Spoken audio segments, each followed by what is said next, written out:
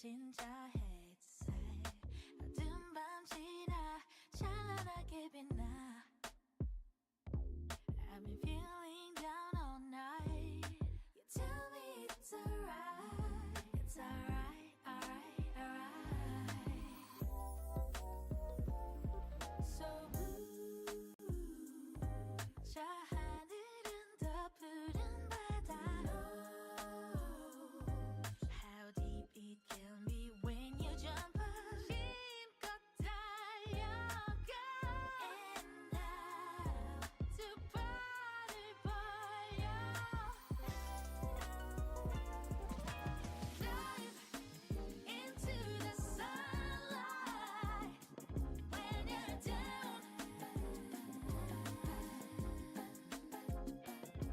Just dive into the sky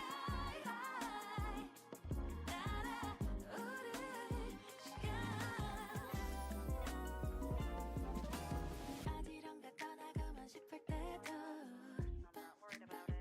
You go Not worried. Not worried. 기댈 곳이 없다거나 느낄 때도 Baby it's alright It's alright alright alright So blue 저 하늘은 더 푸른 바다 How deep it can be when you jump 힘껏 달려가 And now 두 발을 벌려 Dive into the sunlight When you're down Just dive into the sky 날아오를 시간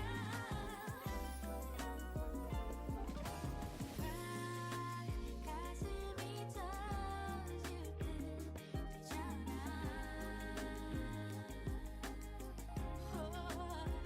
귀를 기울여봐 내 안에 작은 목소리가 점점 크게 들려와 Dive into the sunlight When you're down Just dive into the sky 날아오를 시간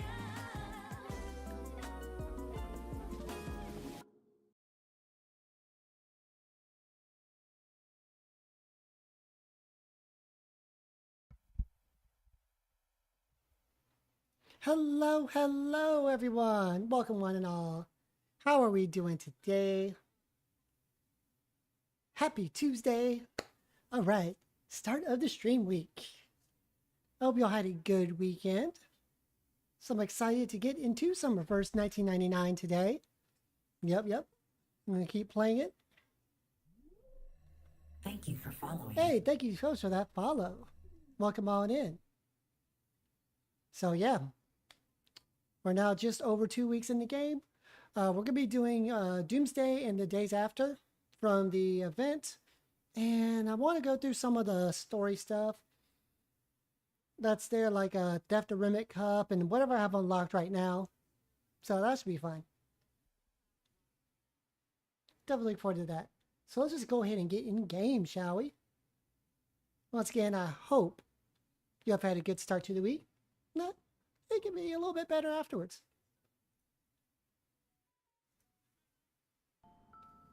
All right. Start.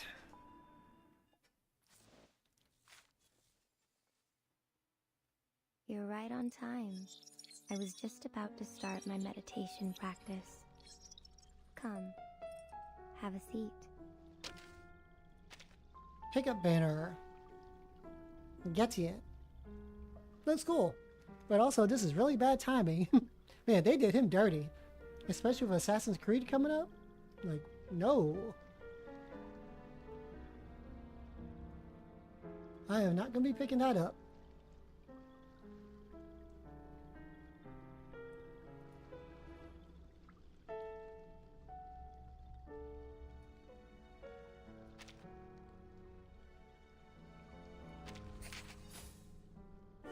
Okay.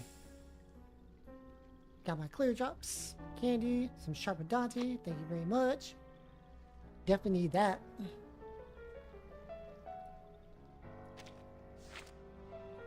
Free pull, heck yeah.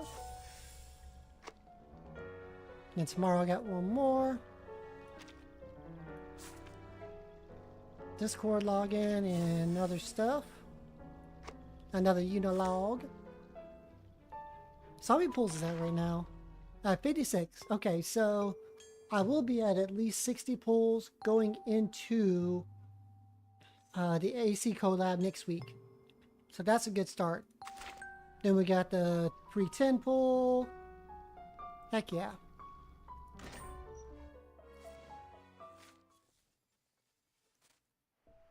Hello, hello, friend. Welcome on in. I like how Riku just hangs out here.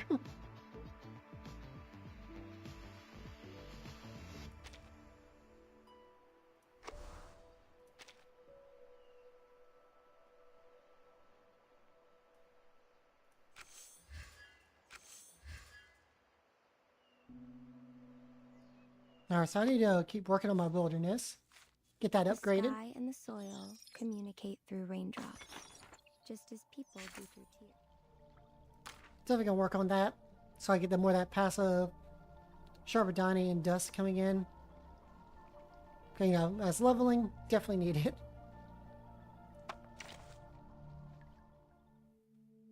Yeah, nothing really changed since Saturday. Let's see. I just leveled up. That's a 40. I think that's really it. Yeah. Sotheby's side cube is up to 40. Oh yeah, I got the new Sonetto outfit. Unlocked from finishing chapter 7.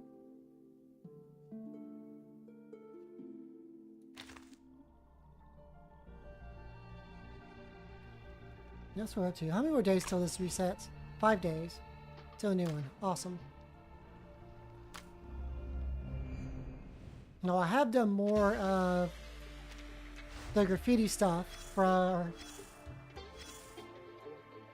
this event mode.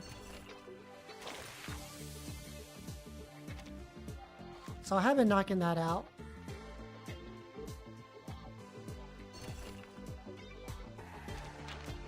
Conversation. Wow, I've never been to a real disco before.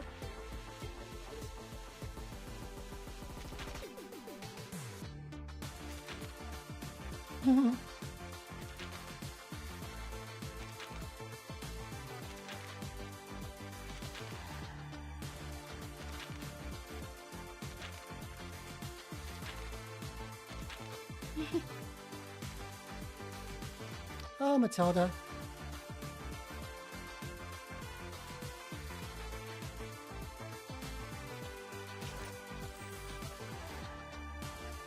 Alright, what else is here? There's this one.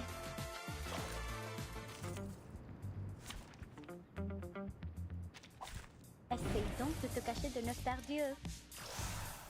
Knock this battle out. Never alone, our minds are as one. Be serious. What's this? Let's see those signs. Go, go! I tripled the ingredients this time.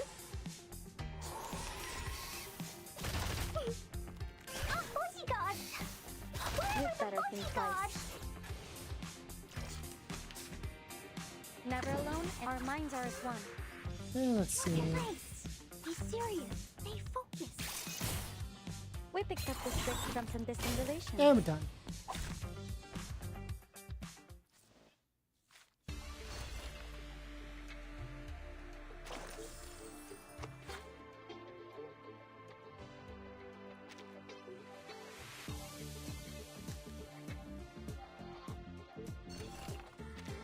Have a conversation.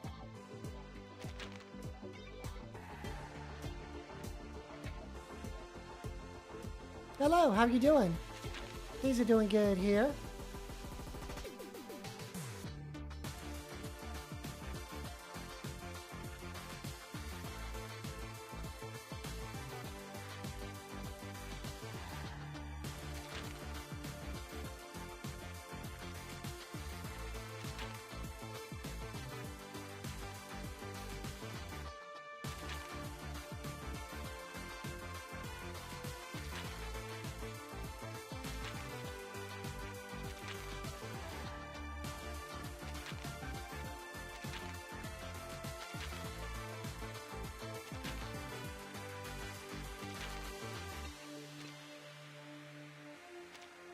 Alright, that dialogue done. And I think that's it for now. Yep.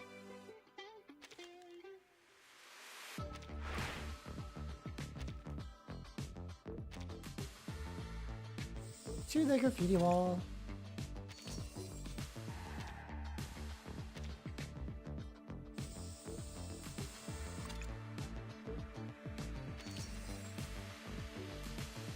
Alright, I've got 7 hours for the last two. That's almost done in time. How much is left for the event? Oops. Oh, well, let me claim this.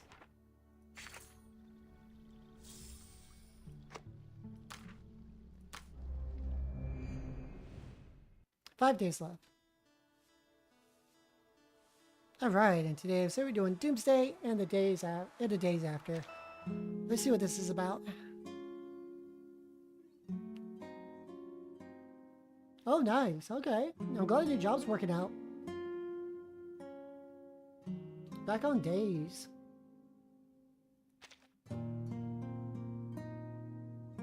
Okay, Earthbound.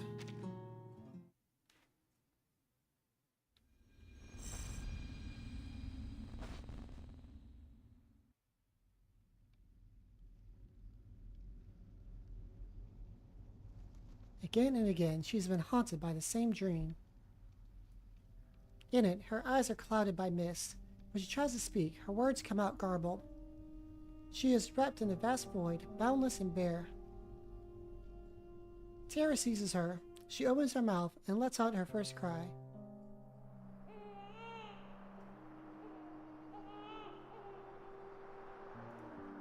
I did not play Earthbound.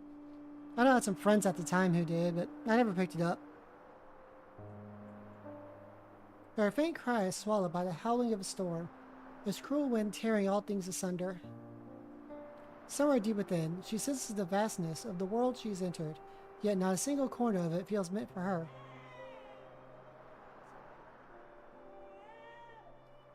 Yep. I've got through the main Cosmic Overture story, but now I'm doing this one, Doomsday, and the days after.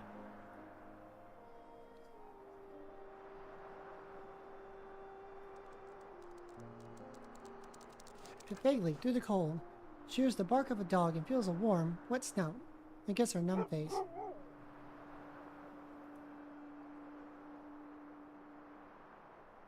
Oh, so this is where they found her. Oh, wow.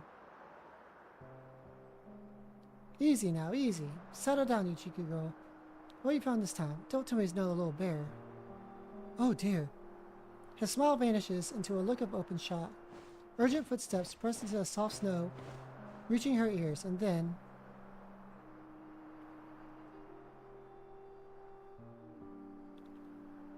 the world spins around her.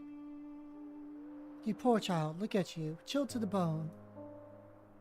Those tiny little hands like ice. He holds her close to him, tucking her under his coat. The world shrinks in an instant. But this cramped place holds such warmth. The howling storm can no longer reach her. Her frozen limbs begin to thaw, and a deep sense of safety settles in. You are safe now, little one. There's nothing to fear.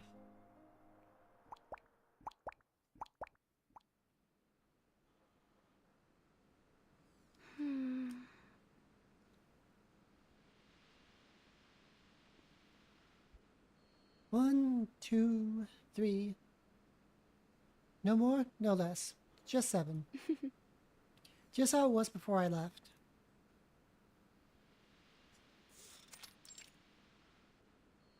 New office. The girl gives a satisfied nod as she turns her gaze away from the tropical fish in the tank. After days of observation on her return from space, the end of her long quarantine feels like stepping from another world. At last it seems like she has her feet planted on solid ground again. But a drifting voice halts the smile rising on her lips. In fact, I ordered 10, but with the storm, logistics have been a complete mess. The leader said unless one of us is dying from a severe ornamental fish fillet deficiency, we'll have to wait our turn on the exotic fish list. He bred these new ones himself, and because he thinks our lovely little teleport disc will save him a ton of trouble someday, he's loaned them to us from his personal collection. are you saying that? Just not the same pals as before.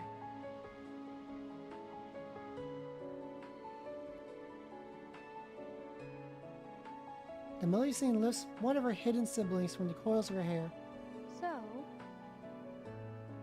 So, listen up, you lot. No sneaky snacking this time, or we're paying for it. And we don't have that kind of money.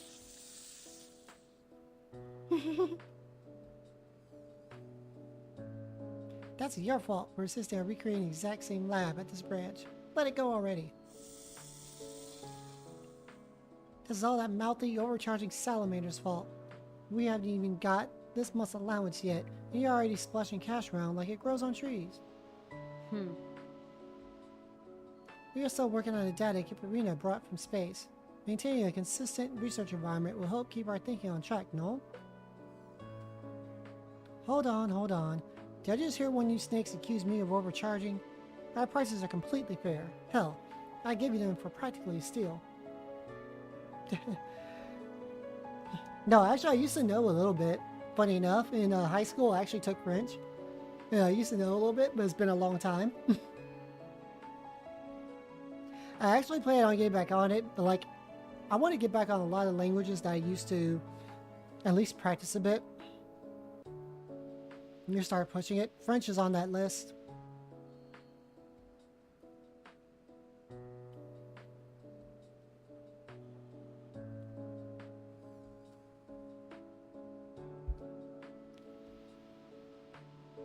The tiny salamander has stirred from his nap and launches into a spat with the serpentine siblings.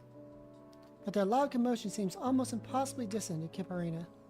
The storm. The storm. Every version. Hey, that one's voice acted. Just saying the 2 words seems to strike her with an unexpected harshness, as though she hadn't been ready for it. She tries to avert her eyes, but she is drawn back to the eco-tank again. The fish dart playfully through the water. She just feels so much joy watching them, but then...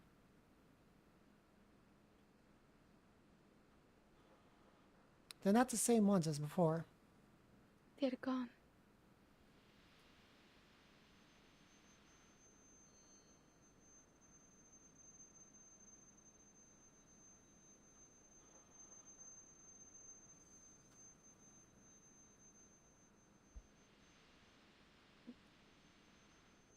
She feels the return to the weightless void of space, but now without the company of the stars.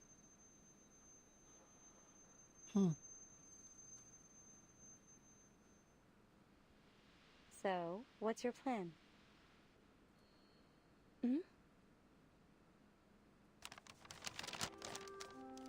Her fading awareness is drawn back to Earth by an envelope waving before her eyes. This is... I knew it. You're all floating in the stratosphere again, weren't you? Voila. This is a letter from the St. Pablo Foundation, addressed to the esteemed astronaut, no less. Seems the Foundation is quite interested in what we pulled off. So they're teaming up with Laplace to throw a banquet meets scholarly exchange of sorts. To celebrate. Everyone's on the list. Names you know and more than a few you won't.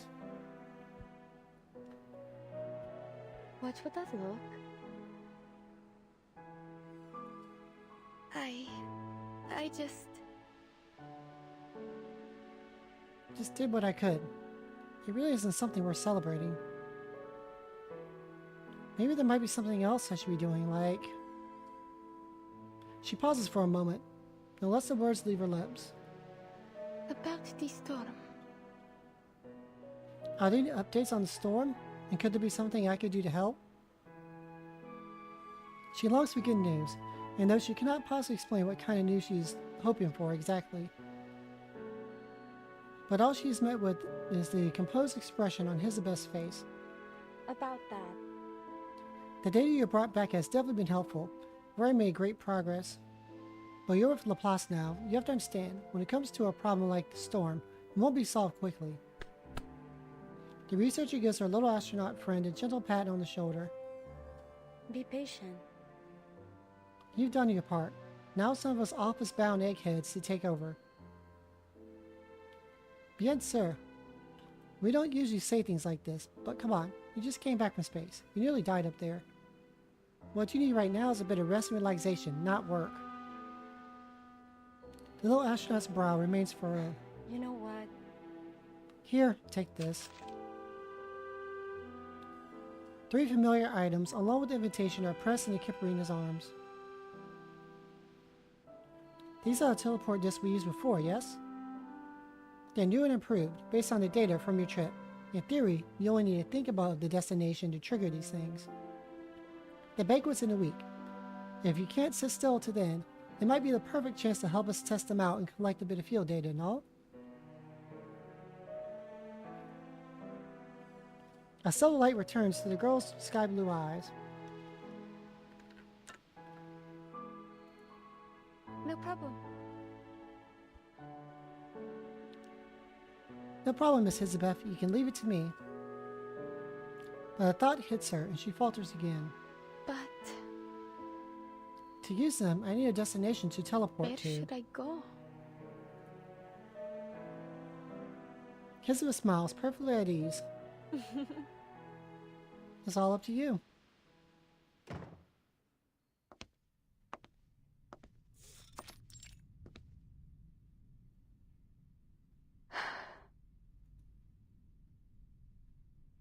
Kiparina closes the office door behind her, lets out a soft sigh. Miss Kiparina.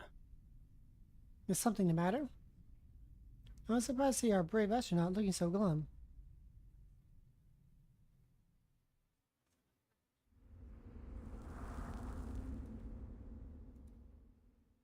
Kind of surprised this one isn't as voice acted as everything else has been.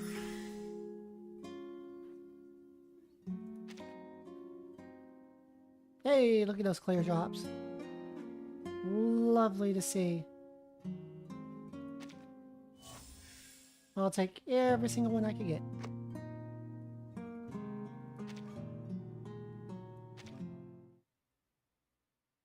A long winter.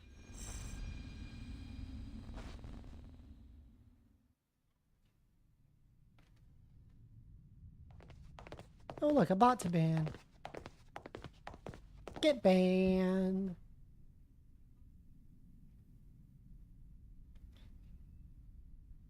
Oh, this is Reverse 1999.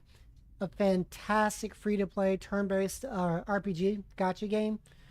Like, I've been very impressed with it. Well, I've been playing a bunch of other gacha games, Zillion Zero, Wuthering Waves, Punishing Grey Raven, etc. I initially, wasn't really looking at this, but I decided just give it a try. Keep going down this rabbit hole. Yeah, glad I did. That's so fun. The styles one is actually different. A lot of the other anime gacha is just so different setting. Most of it is fully voice acted. The English VAs are awesome because they make sure that they have people cast from the region, so they have the dialect, and sometimes will speak the language if it's just them. And then when they're talking with others, they'll go to English. I like these because, like, I know it's a change of gacha games, like a lot of these modern ones. They're so much better in solo as far as, like, if you want to be a free-to-play or a light spender. Which I like. I hope they keep up the trend. Cause I used to be, like, anti-gacha. But a lot of these current crop, oh yeah, these are just really, really good games and really solid RPGs. I assume Elizabeth summoned you to tell you about the banquet, yes? Well, yeah, gotcha's not for everyone. Oh, Voyager. Nothing. I'll do whatever I must do.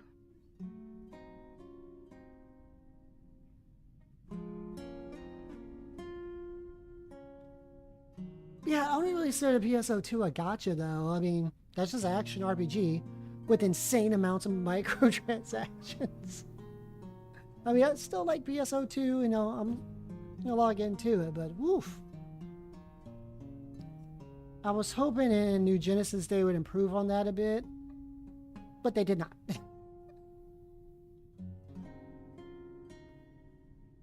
Like, I'm gonna be completely frank, this is way better and way more friendly. Monetization in this, in WoA, Punching Grey Raven, definitely.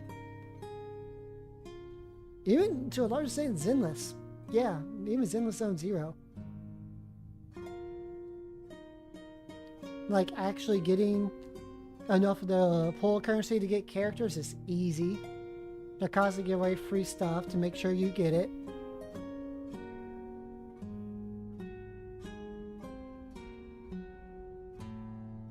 And it's like you're not required to spend. It's like if you want to. Like, I tend to be more of a light spender with certain exceptions. These sort of games, so by light spender, I mean like the $4.99 monthly payment, which some games have, where you know, a little bit extra currency and something else. Well, I guess it could be considered quality of life. Like, that's my main thing, and I'm just like really good. If I want to do something else to spend something to support the game, I will. But that's about it. Otherwise, maybe a battle pass. Yeah, well, I'll be there. Doomsday discreetly eyes the teleport disc clutched to her chest, then reading the mood, steers the conversation elsewhere. But before the banquet, your little friend and I need to make a trip to one of the Foundation's branches. The mention of her friend immediately captures Kipperina's attention. Are you saying that? You and Voyager, may I ask what for? So the thing is... You saw Voyager experience all those unusual arcane fluctuations. Given the Foundation's interest in the fact that Voyager hasn't been formally registered yet, they'd like her to visit ahead of time. That way we can complete the formalities before the banquet. If time permits, I believe the scholars at the headquarters are hoping to learn a little more about her. A journey. The road's so beautiful. Hey, she's learning more. Following Voyager's meaningful glance towards name day, Kipperina understands what her friend is trying to say. I mean, the road has beautiful sights along the way, so you're happy to go. I remember.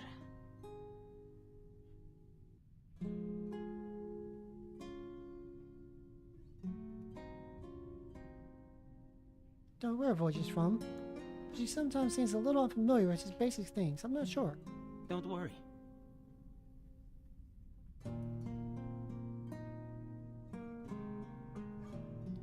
Speaking of gotcha games and upcoming ones, is anyone else interested in Duet Night Abyss when it comes out in the fall?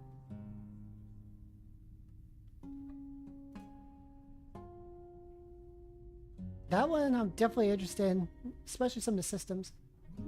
Raiders detected. Welcome, and Welcome enjoy to your stay. Calf. Hello, hello. Come on in, Raiders. Welcome. There we go. Let me see those emotes. Yeah, come on in, everyone. Welcome one, welcome all. Hello, hello. I am Leahvana, the Twitch VTuber, looking to bring some magic to your screens. And today, we're chilling out with some Reverse 1999. Continuing, now I'm just over 2 weeks in the game now. We're doing Doomsday and the days after, and possibly starting on Theft of Rimet Cup. How are you doing today? Hope everyone had a great time in Decaf's stream.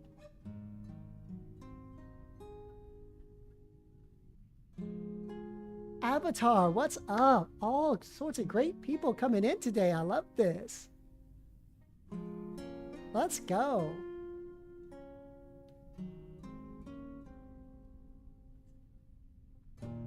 Welcome, everybody.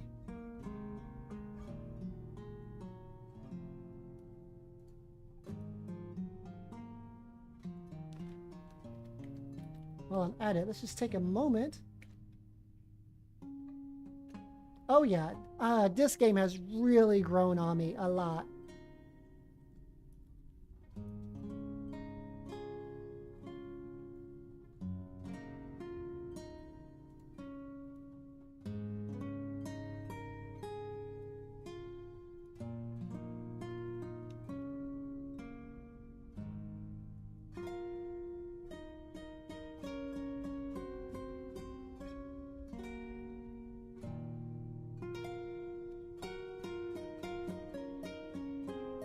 Oh, nice. He rebounds volume parts.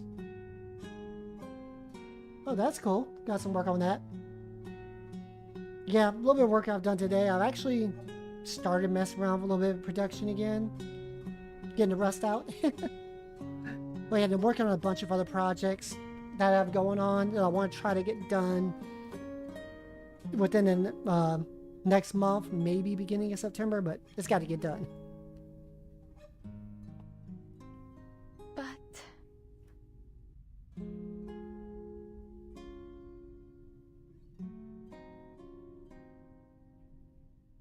His words don't do much easier mine until our friend smiles up at her. I want to go. I want to see this planet. You mean... You want to travel the whole world? Yep, she's decided what she wants to do.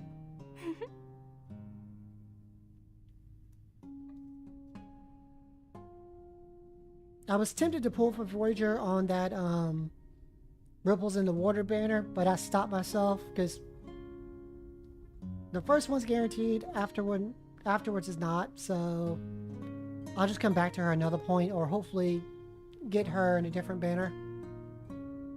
The excitement in her friend's eyes lifts Cabrina's spirits, though it comes with a strange, unspoken melancholy. Brushing off the odd sensation rolling up inside, she lets herself smile in return. Alright. If you made up your mind, I won't stand in your way. Be careful on the road ahead. Alrighty, laters. Have a good work day. And I will see you around.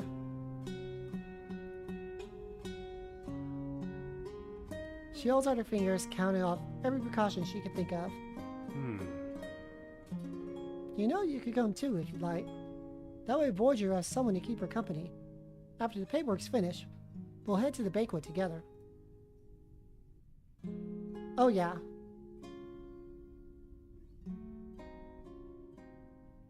Yeah, I'm definitely saving for the collab. I'm definitely going to have at least 60 pulls ready to go for Ezio.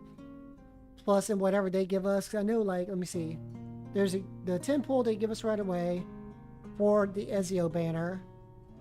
Then there's the other 10 pull that we're going to get of just actual Unilogs.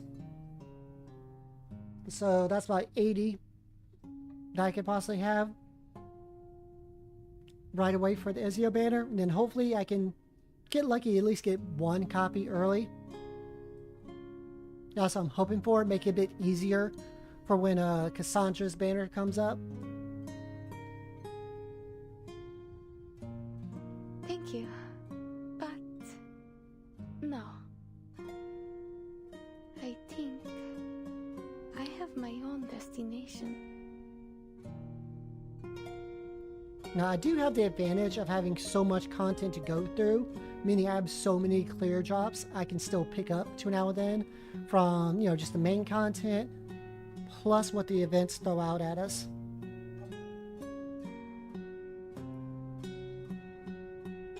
So if I do this right, and my math is right, then Yeah, I might actually be able to get multiple copies. Alright, look away. Get on that editing. Alright, take care. Thank you so much for stopping by and bringing your community over.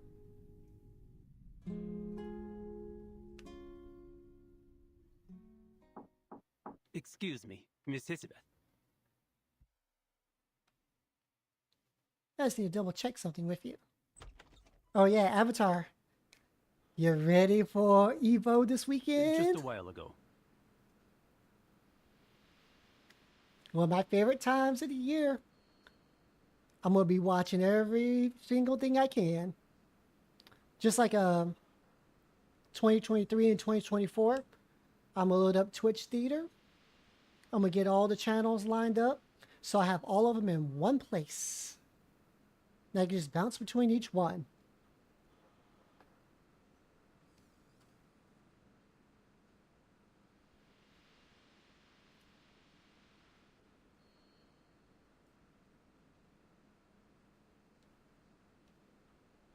Tomorrow we'll be trying Blaz Blue cross tag battle for the first time, finally. So I'm definitely hyped for that. What's going on?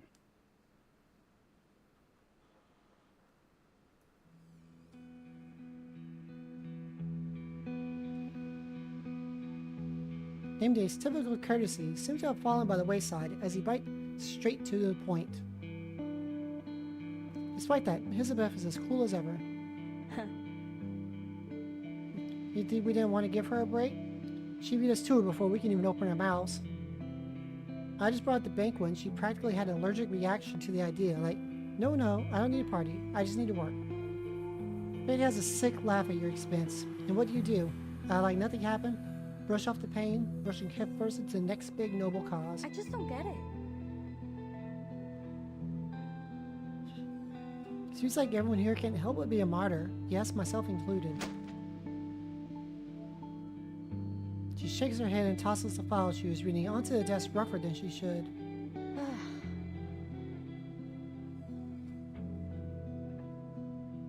It made her an excellent little astronaut, I admit, but honestly, I don't understand where it comes from. For a brief moment, the young man is at a loss for words.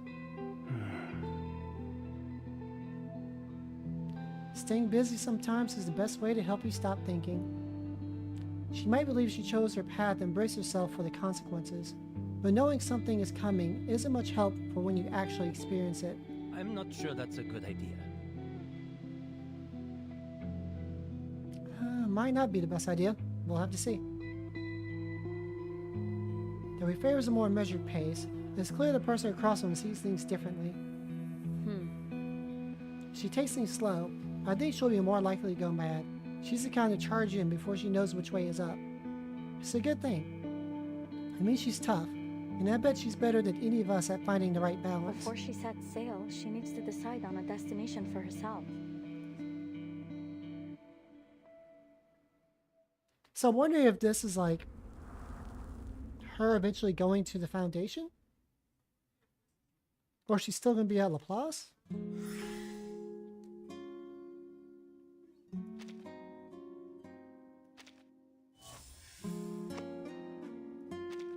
How many stages is this? Idea. Oh, it's 8. Okay. So we'll have an answer pretty soon.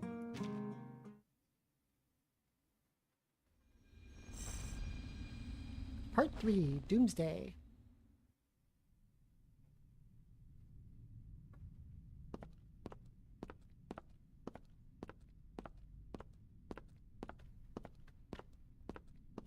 Cabrina reaches the end of the hallway wearing a heavy frown and turns back, her steps retracing the same path again and again.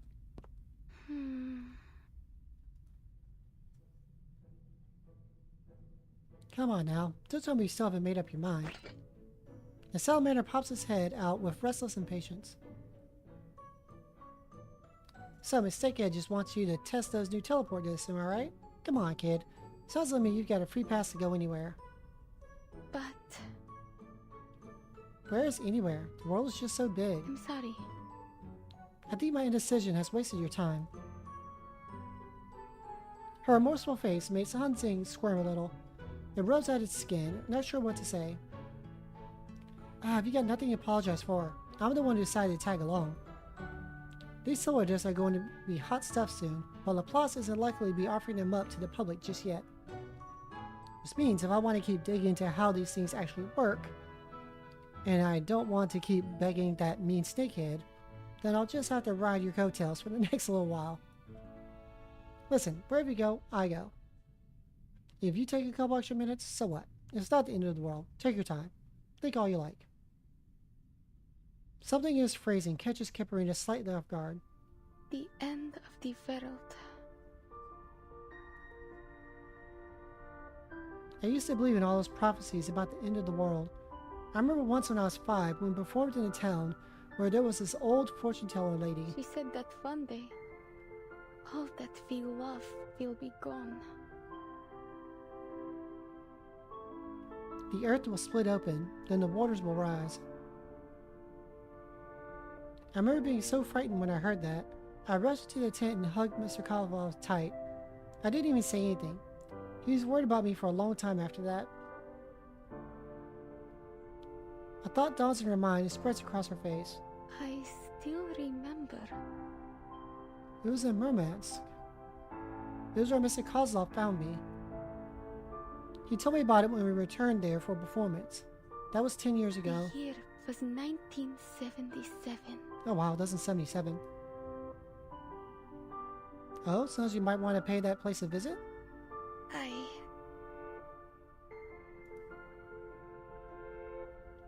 She hesitates, then nods, her face resolute and certain. Yes.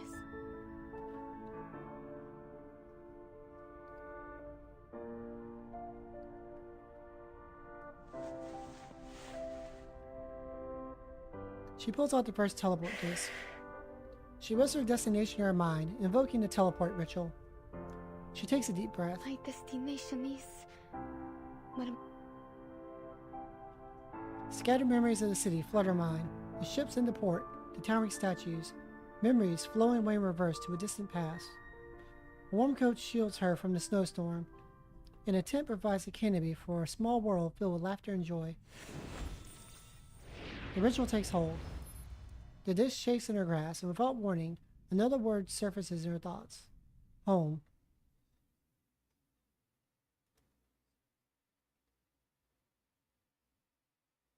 Ah, bright light. Even after improvements, the teleport disc still requires unwavering focus.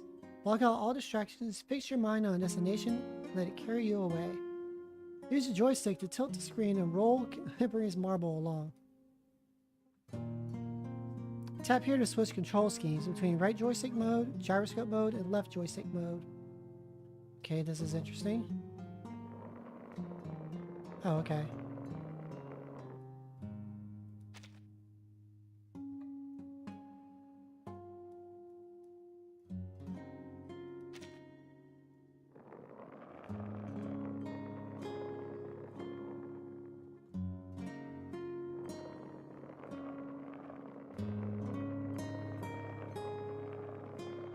No. Go back a little bit. There you go. Yeah.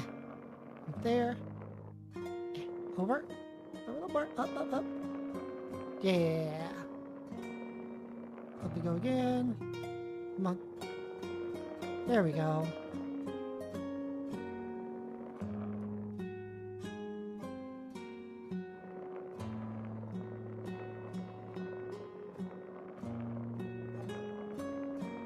Almost there. Yay, got it. Let's go. Perplexity weakens one's resolve, giving into a cloud Kipperina's mind to disrupt the teleportation, avoiding obstacles at all costs. A single spark of light can calm a troubled soul. Let the aurora within Kipperina dispel the haze of perplexity. Oh, okay. Some obstacles here. So if I go here,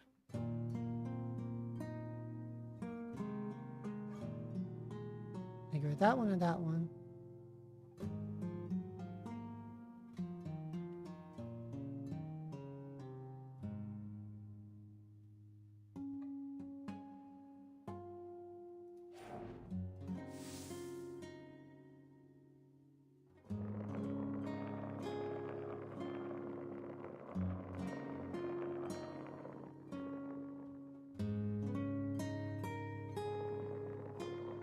Can I dodge that? Let's try it. Yes. Okay, can I dodge that one? I can. Okay, I have 4 left. I'll just get rid of these 2. Yeah.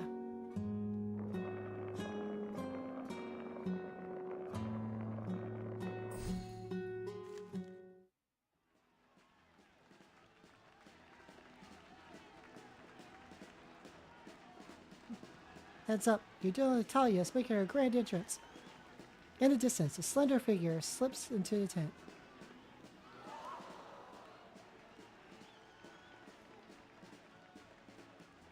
The crowd holds their breath. Even the gasps grow hushed and hesitant. She walks a wire barely a finger thick. A single slip was sent her plummeting from dozens of meters above. Yet she moves as if walking on solid ground. From afar, it looks as though she's walking on thin air. Finally, she reaches the far end and greets the audience with a poised salute. After a moment of stunned quietude, thunderous applause bursts forth.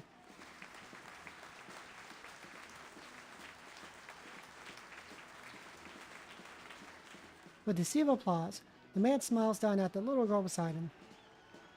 There, you see? Nothing to worry about. But Natalia's not going to fall. Andrea's knives won't miss, but John's not suddenly going to chomp on your sister, Lena. We pitched our big top good and strong, and no storm's taking it down. Even if the ground shakes or water comes rushing in, we'll still be safe inside. That's why you must smile, Aliyah. Forget what that fortune teller said, child. The world's not ending, not anytime soon.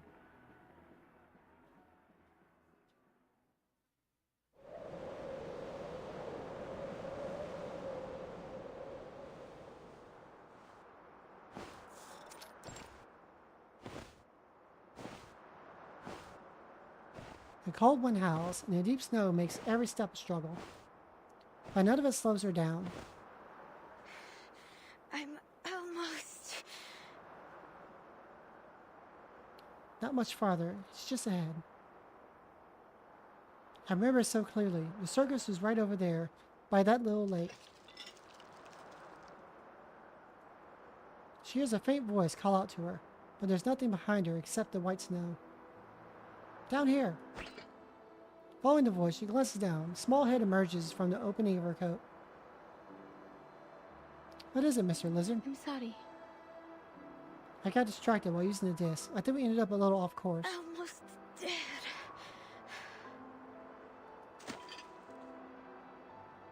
Little salamander leaps up in a burst of outrage.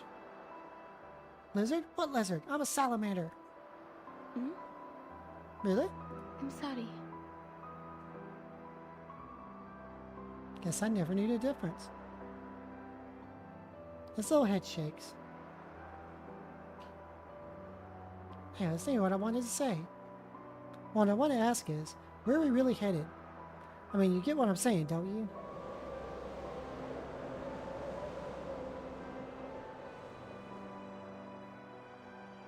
Shards of frozen snow whip against her skin. The wind's roar quietens Han Jing's voice to a whisper. What did you just say?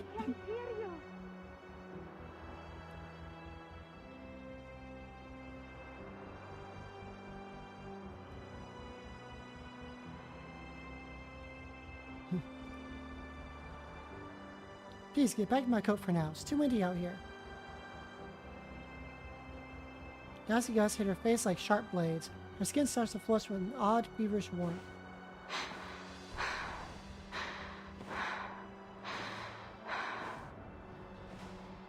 This was careless. So cold here, I should have brought a thicker coat. She pauses, uncertain. Maybe better to head back after all. With her goal so close, Kiparina pushes her stiffening legs forward. All sense of caution being taken with the wind. Seems almost second nature to her.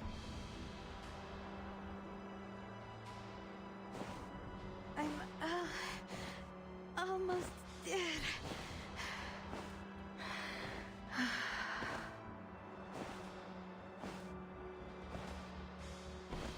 She isn't moving blind against the onslaught of snow, wandering much longer than she had planned. The stiffness and cold in her legs begin to radiate across her body. There it is. She finally sees what she's been looking for, and her snow-covered boots, heavy cold, begin to move at miraculous speed. This is it! Over the small slope. This is where the circus was.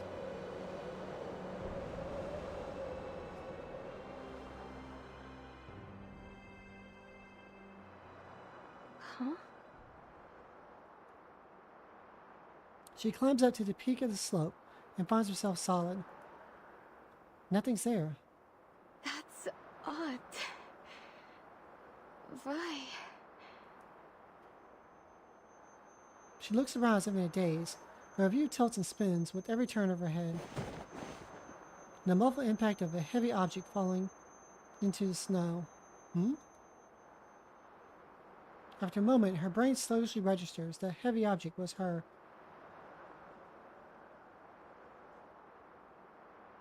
I said that's enough. You're freezing to death, kid. Keep going like this and you're done for. Where are the other teleport discs? Hand them over. I'm taking you back. Something scrambles under her chest, shouting words she can barely make out. Back to where? Cabri remembers the words that drifted to her through the storm, words she tried to shut out.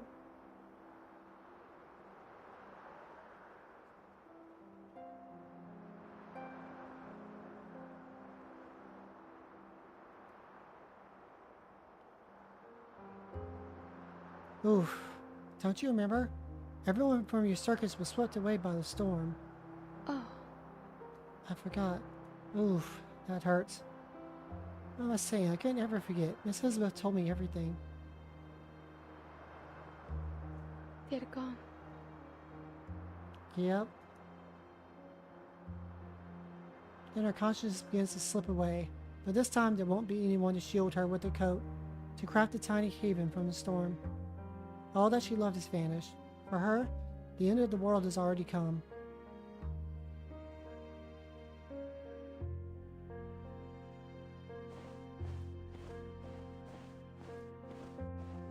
And as sight and touch fade, she catches a faint sound.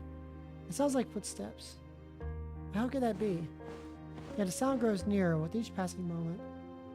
Last, a voice rings out through the howling wind, different from the one she had hoped for, yet it's unmistakably real. Heavens, come on, child, pick yourself up, please. As her last shred of consciousness fades, two arms, warm and strong, just like she remembered, wrap around her.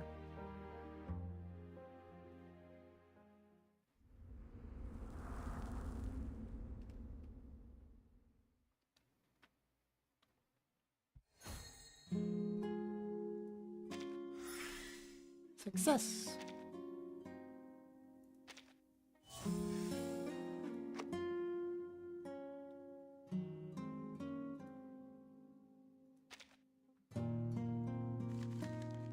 A warm place in the north.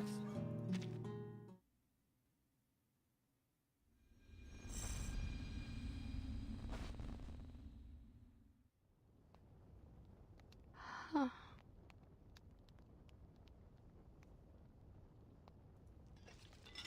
The soothing sound of a faint metallic clink reaches her dreams, and Cabrina stirs up from her slumber.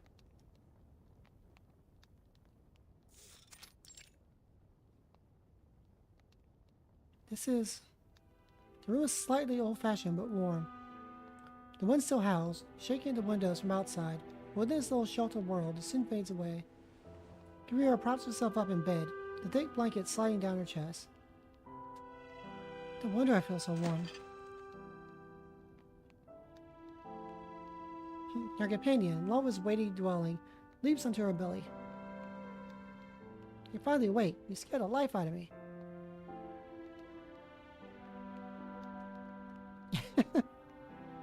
Salamander jerky.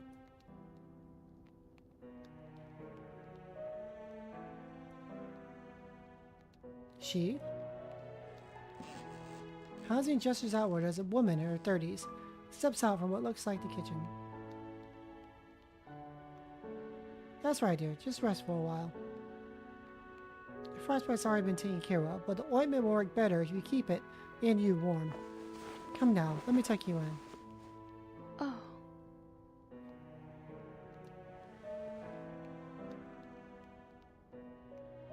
Her tone is warm and easy. Kibarita pauses for a moment, then lies back down without protest.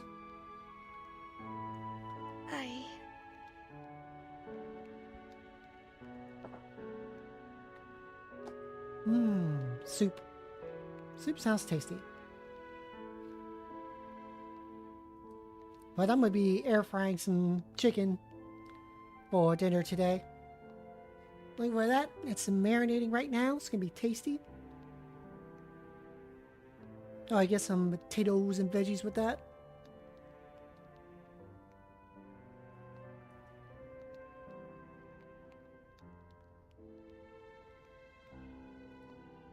Thank you. Had some beef dumplings for lunch. Very delicious.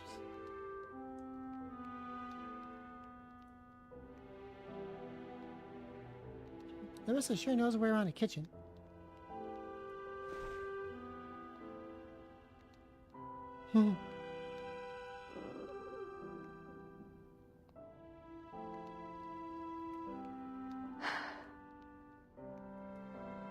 Eat up.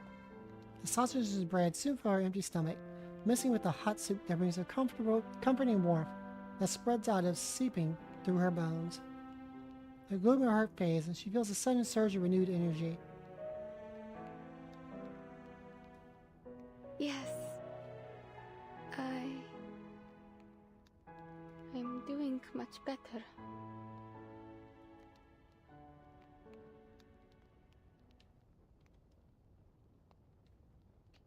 The woman furrows her brow.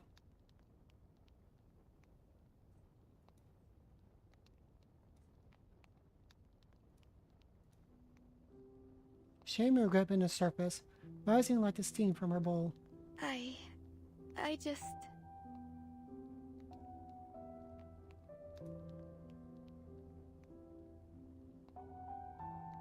It's a simple bowl of soup and a blanket.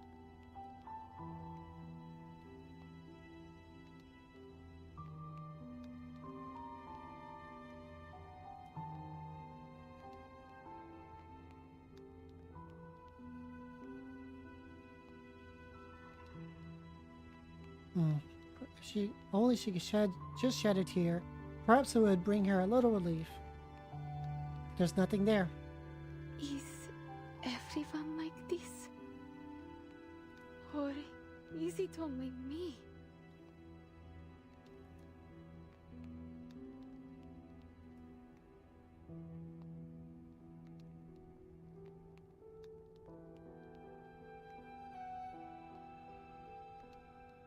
Now, the only sound in the room is the wind slipping through the crack in the door.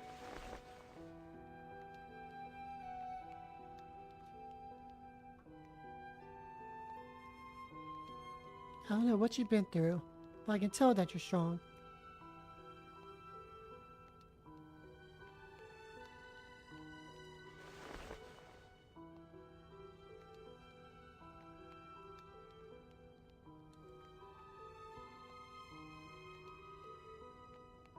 She meets blue eyes as clear as a bright sky. And a strange realization strikes her, as if she's seen those eyes before. Before she can clarify her thoughts, she finds herself speaking.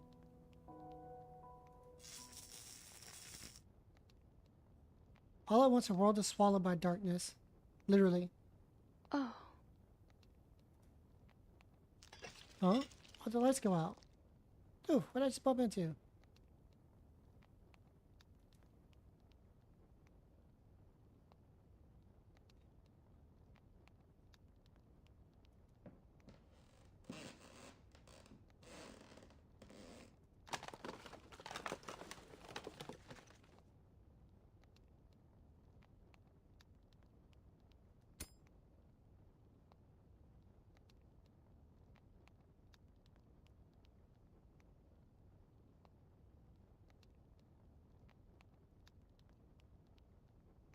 Generator. Kabrina thinks for a moment before lifting the blanket from herself. Maybe I can fix it. Can I take a look?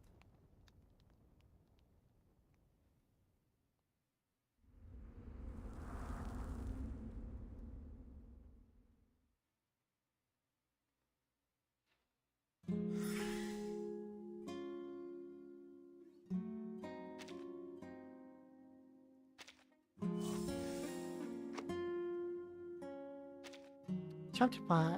Stage 5. Days of Yore.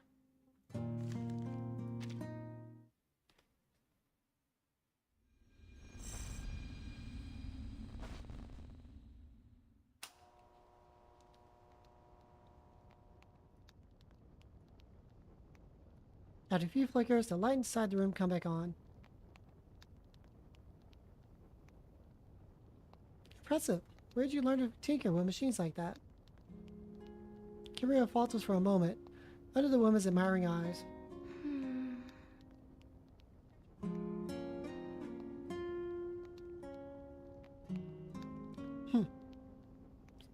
So that's how she started learning all those old stories about the end of the world.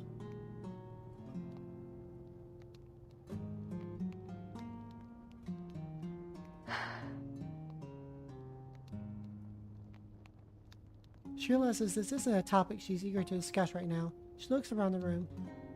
It's strange, though, for a home, it lacks a certain lived-in quality. And as a holiday cabin, it feels too much. Speaking of which, What is this place?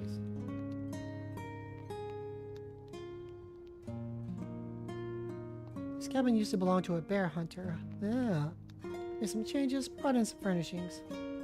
For now, it's just a hut open to all weary travelers. I never turned anyone away.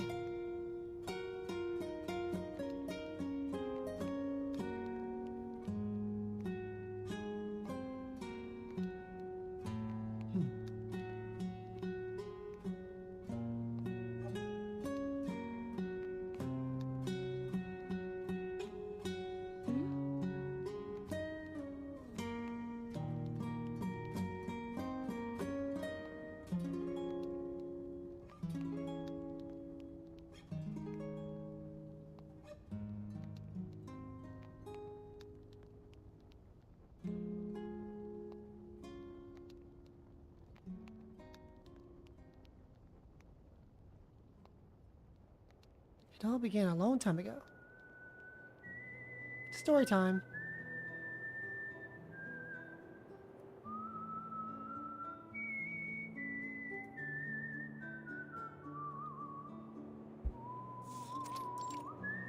Years ago in Moscow. Look at this.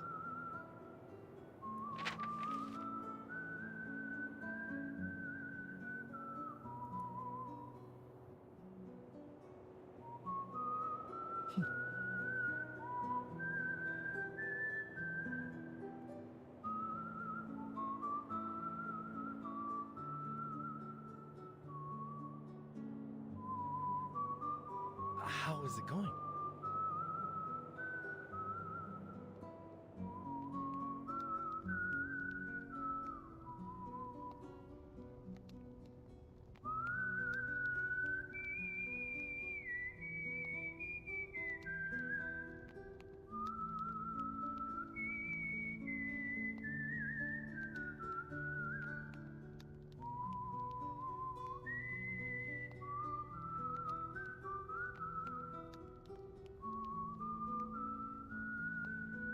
Man, this song is super relaxing.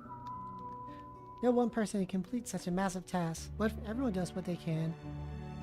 It's not impossible.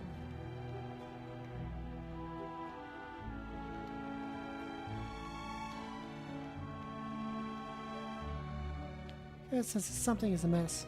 are you saying that?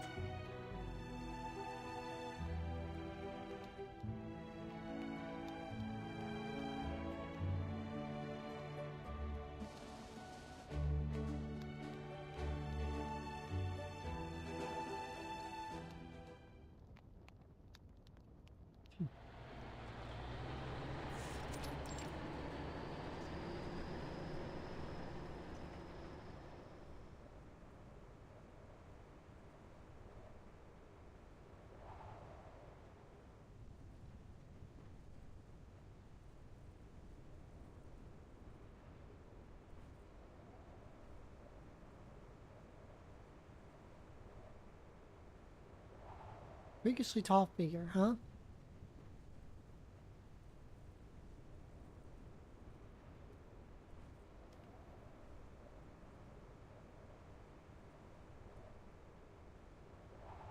Carl's fear spreads like wildfire. One second, I'll be right back.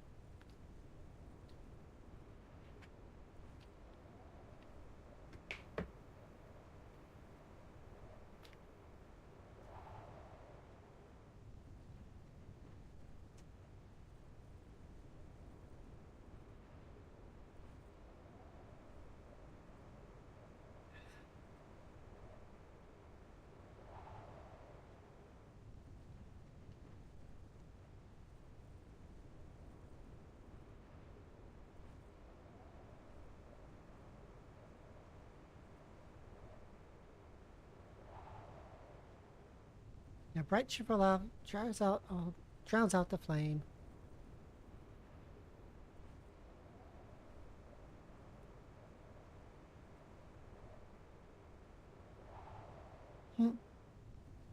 I see.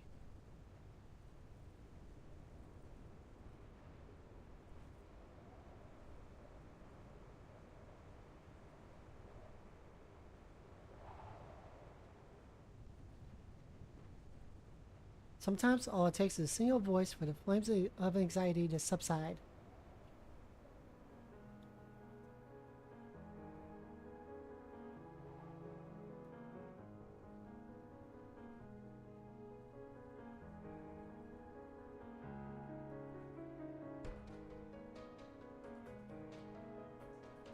Her smile changes. You shouldn't have stood up like that.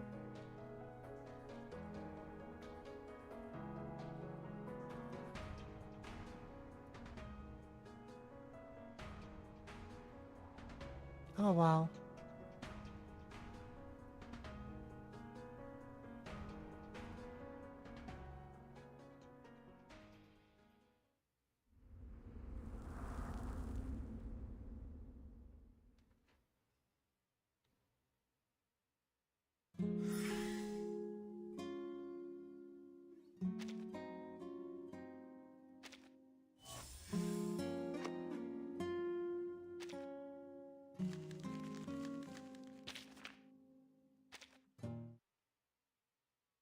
Part 6.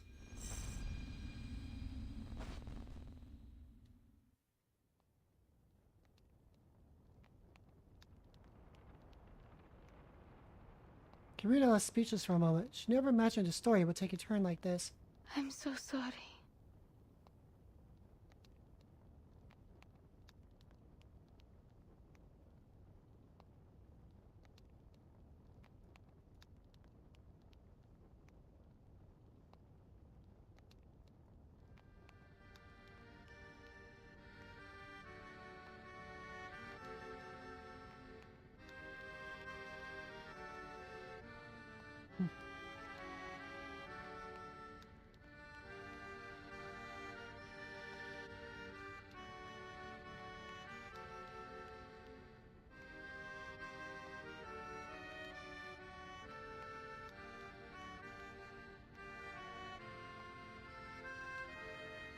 The woman offers a strange smile that slowly turns cold.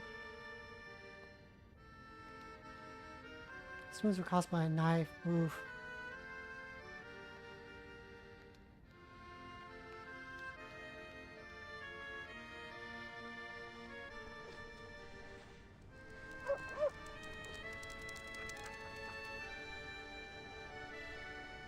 Hounds bark wildly as a fearful face peeks out from the shadows of the building.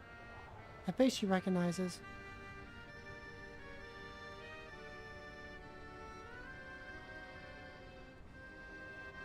Is that blood on his clothes?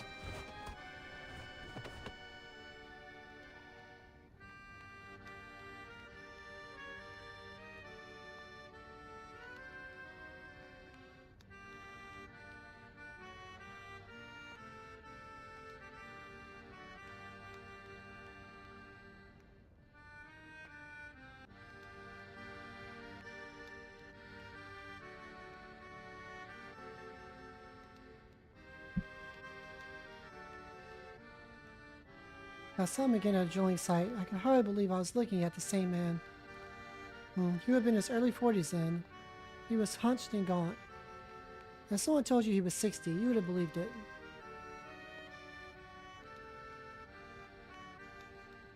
She sighs, eyes filled with sympathy, but there's something darker in it. Was it anger or hatred? Maybe both. Perhaps neither? Capriona cannot say for sure. In the end, she simply asks in a whisper. What happened? He never spoke of his past. Only learned of it from the others.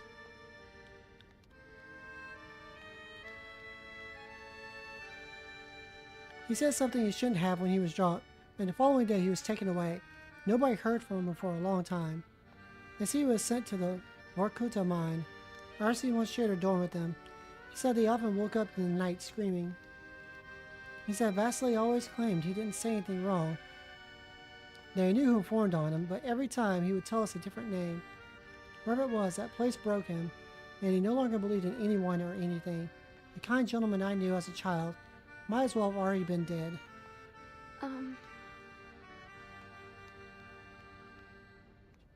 How is she? A child, who was precious treasure. She vanished?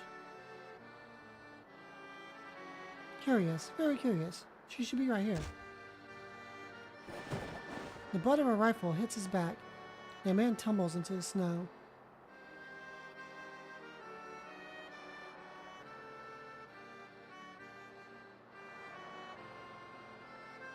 A child that small in this weather.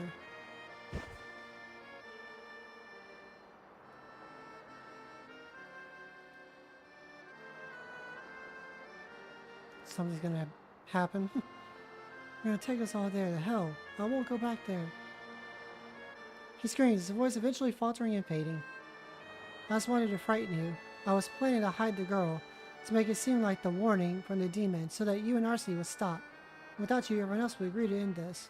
I didn't think I would wake him. I brought the knife for a little courage. I never imagined or thought. Larissa, please forgive me. Then the police took him away. I never saw him again, and I never found our girl. I don't know if I truly hate him. He was a pitiable old man, driven insane by his hardships. But I know that I can't forgive him for what he's done. I just hope to never see his face again. Capriona has a response to the woman's story, only an ache of sympathy. Reality cannot be changed, and any consolation she offers would be a futile gesture. She understands that more than anyone else.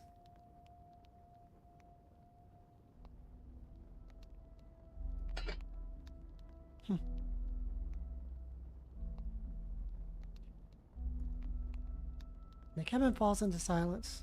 So at last, Capriona sees the woman's eyes lift up and out the window. Oh, would you look at that? The snow stopped.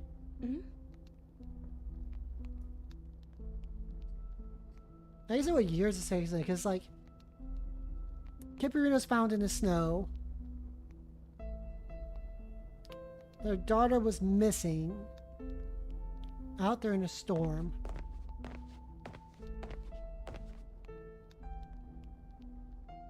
Capriona was closer to the window. Meaning those two there side by side?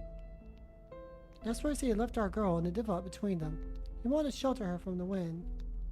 She was somewhere around there. Yeah, this is getting really familiar.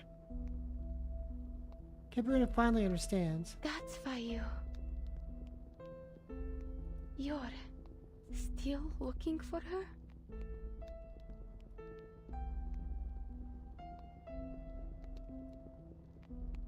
Some days I imagine I might see a kind old woman holding a little girl's hand saying, I found you here many years ago, you know? Who knows? It's possible, isn't it?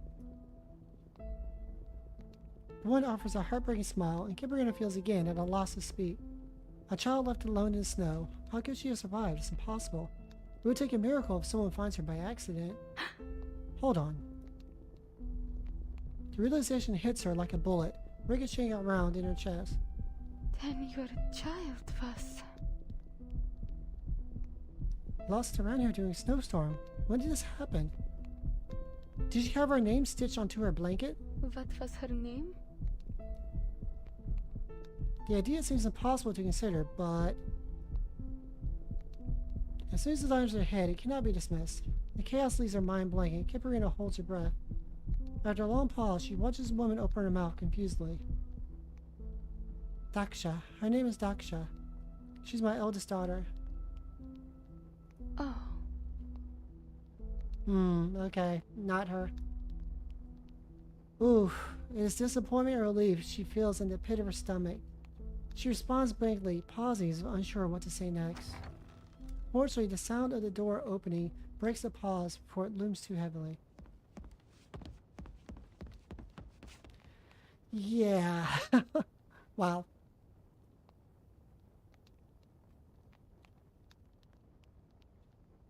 That was a moment.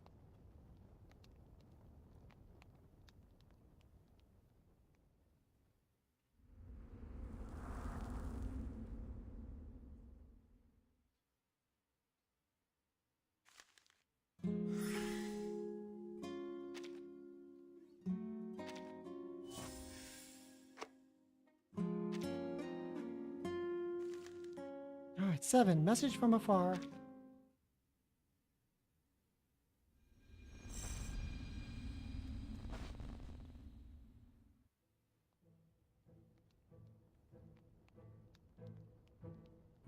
Anton, Yulia. How many times have to tell you? Why won't you ever listen to me? It's such a long journey here. What if something had happened to you during that storm? In response to the woman's scolding, the boy points toward the door. We didn't come here on our own. Alicia came with us. What am I to do with all of you? Caught between laughter and tears, the woman rubs her forehead in exasperation, while two sets of curious, wide eyes direct their attention to Kiparina. Mama, is she Daksha? Is this our sister? Are you Daksha? The woman knocks gently on their little heads. You're avoiding my questions. And why do you think everyone we meet must be Daksha? Daksha says a few years more before she would grow as tall as his sister. Observing this interaction between the mother and her children, Kiparina smiles, but soon a question arises in her thoughts. And these kids, they're... This is my son, Anton. Beside him is his sister, Yulia. Don't let their innocent looks fool you. They're both little rascals. They inherited Arseni's spirit, no doubt. Hello, miss. Hi! I see. Nice to meet you both, but... Kiparina thinks carefully about how to phrase her next words without causing offense, but the little salamander in her pocket pays no mind to the matters of social etiquette. Hold on. How do you say your husband croaked? But you got two little ones there after all that. I mean, how did that happen? That's such a rude question. She looks at the woman anxiously, seeing her eyes widen in surprise before she bursts into laughter. Oh my goodness, this is my fault. You misunderstood. My husband was badly hurt in the attack. He still finds it hard to leave in the house, but my Arseny is still alive and well. I don't remember much of that night. Just I was rushing through the dorm looking for them until I spotted Arseny lying in the snow. And they say I was the one who stopped his bleeding, and I shouted so loudly, louder than ever heard, for everyone to get him to the hospital. Looking back, I must say, I'm quite impressed with myself. Oh, so that's the deal. Gotta admit, I completely misunderstood. After processing the details, Kiparina allows herself to smile again. That's wonderful. Sasha is alive. That's such very good news.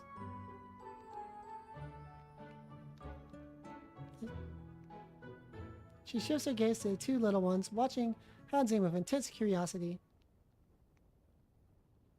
Anton, Yulia, such good names. Seems I was worrying for nothing. I thought... She still believes that the woman before her is trapped in the memories of the blizzard long ago. Perhaps she doesn't have the right to say it, but deep down, she understands. Life goes on. We must all keep looking forward. I've been searching for her ever since, and I still cry for her often. But I have a good life with Arseny and our children. We have to let ourselves find happiness again. Yeah? She looks over to her two young children, her expression deep in both longing and joy. Even after Anton was born, I found myself worrying that maybe Daksha would hold it against me. No, it's not like that. You're such a good person. I'm sure your daughter Daksha must also be a wonderful child. None of this is your fault. Daksha would not want you to be unhappy. At least, if it were me, I'd hope that those I care about, and those who care about me, will find happiness again. In that moment, Kibarina feels something stir in her heart. Yes, this may be wishful thinking, but I think those who are bound by love share their hearts forever, and those who love us hope for our happiness as well. I'll always have a place for her in my heart, but there's room enough for others, for Arseny, for Anton, for Yulia. Our heart can never be too full. It expands to fit new love. And I know she would love them just as I do. Yep, we all would. Of course. The two children bounce over to her and the woman pulls them into her arms, their expressions matching in warmth and tenderness. I struggled with it for a long time, but in the end, my children helped me understand. It's the love we receive that gives us the strength to overcome our suffering. That's how we are able to move forward from tragedy, to find our future without losing the past. She meets Kibarina's eyes, glistening teardrops illuminated by the sunlight pouring in from the window. I don't know what happened to you, but perhaps you'd be willing to share it with us. For a moment, Kibarina feels as though she's too wrapped in their embrace. But the truth about the storm cannot be disclosed to outsiders, and so the truth has to remain with her. And she's looking for a circus. However, Nope, they're not here. They know them? The two children scramble to pull up a crumpled poster from Anton's pocket. Look! This is... The familiar lettering on the poster leaves Kibarina on the edge of tears. that's true. But why?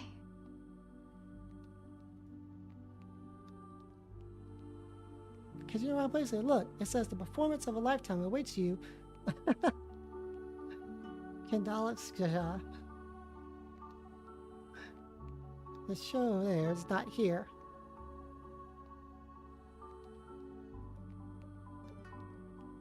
It's really, really far away. Let me see. Oh yes, I'm afraid it is, children.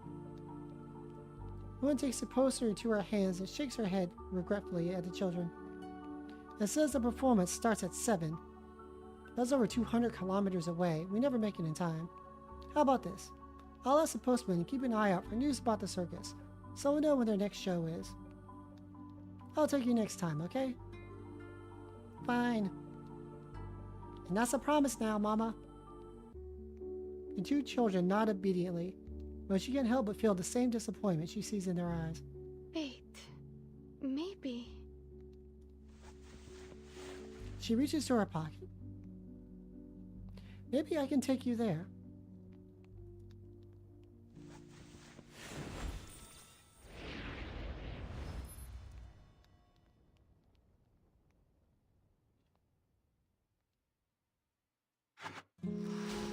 Pain cuts like a cold jagged glass. There's an easy way to soothe it.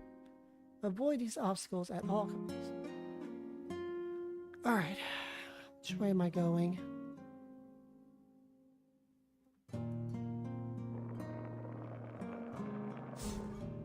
Wait, what? Oh, those things. Okay, pay attention.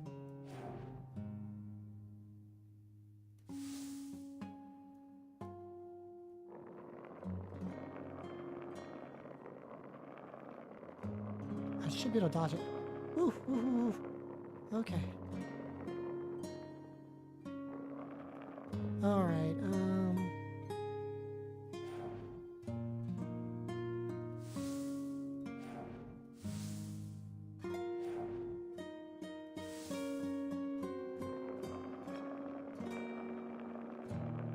I should go to the far end. Ooh, close one. There we go. We got it. Another one, of course. Cowardice gives rise to doubt and hesitation, obstructing Kiparina's path forward. Remember the courage it took to reach to the stars. Harness it, and cowardice will no longer stand in your way. Okay, so I have to go around here and down. What is that?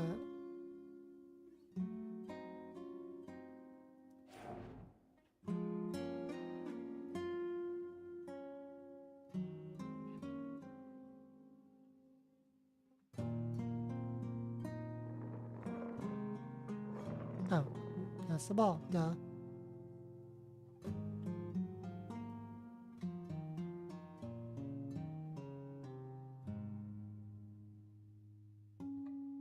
Okay, so I need to get to that and then I can go down. Alright, can I do this without hitting that? I can. Let's go, let's go. Are you doing it? Oh. Beautiful. Now this time we can go here. Oh no, I just clicked it. Feels bad. I should have just used one of my oars.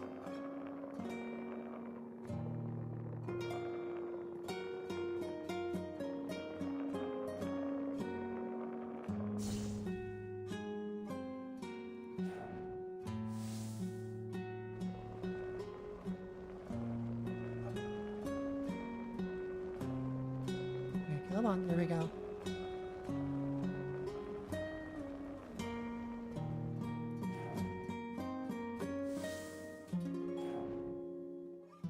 Alright, there's a lot here. I should be able to get straight down.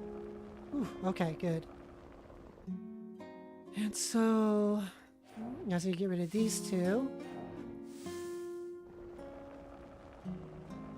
And we made it.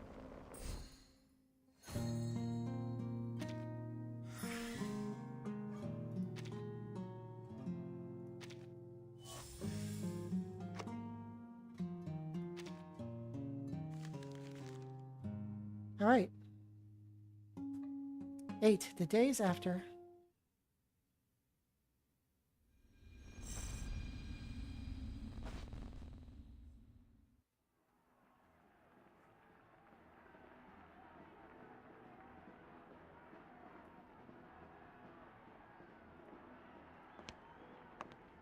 Through the crowd, Kiparina walks into the tent. Even now, she can't quite determine if the thumping in her chest is from fear or excitement. However, all her doubt vanishes as the performance starts.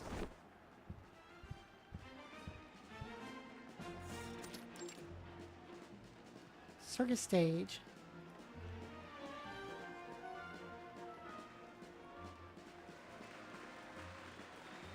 Mr. Roy cheers and lithe young woman steps onto the tightrope.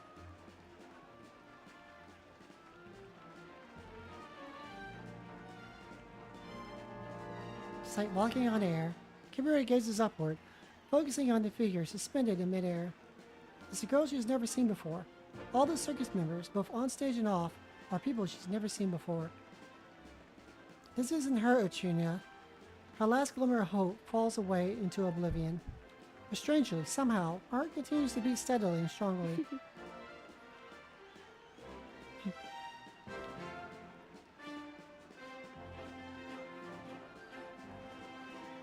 The performance is breathtaking, lighting up the faces of the crowd.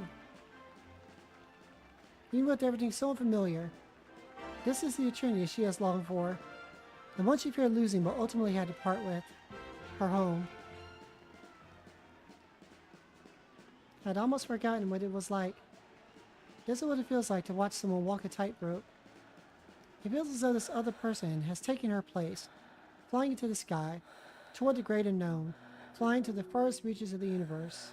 Then she looks up to the canopy that once covered the sky and created a small world for her, cramped but cozy. And now, it no longer covers her. It was torn away in the storm. This canopy is not the same. Oh, look at that image. Saving that. It was different from the one she once knew. So that's what it's like. It's only when gazing into the universe that one can truly comprehend their own insignificance. It is only by looking back at the past and then into the future, immersed in this invisible river of time, that one can truly I know. see. There'll never be another moment like it. The resolve that once stirred in her heart now finds firm ground. She stands more certain than ever. The past has given her the courage to move forward, and the future still holds hope worth reaching for. There's no reason to stop moving forward.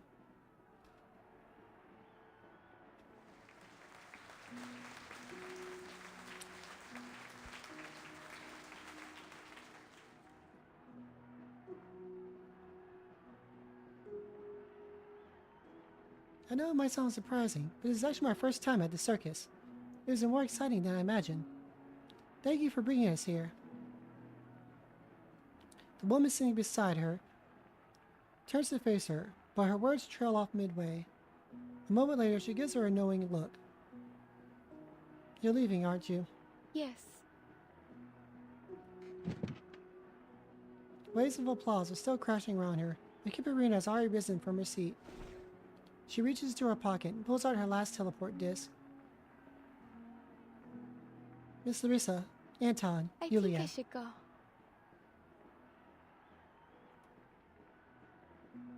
Now she moves onward into the future, into the unknown.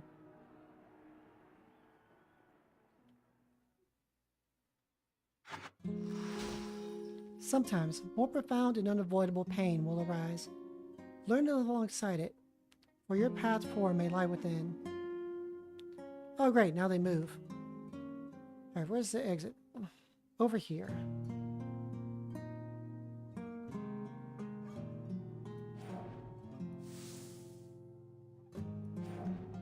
Oh, we can't go out to those two. Heck yeah.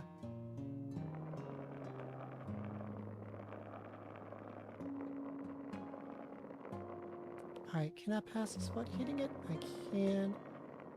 Alright,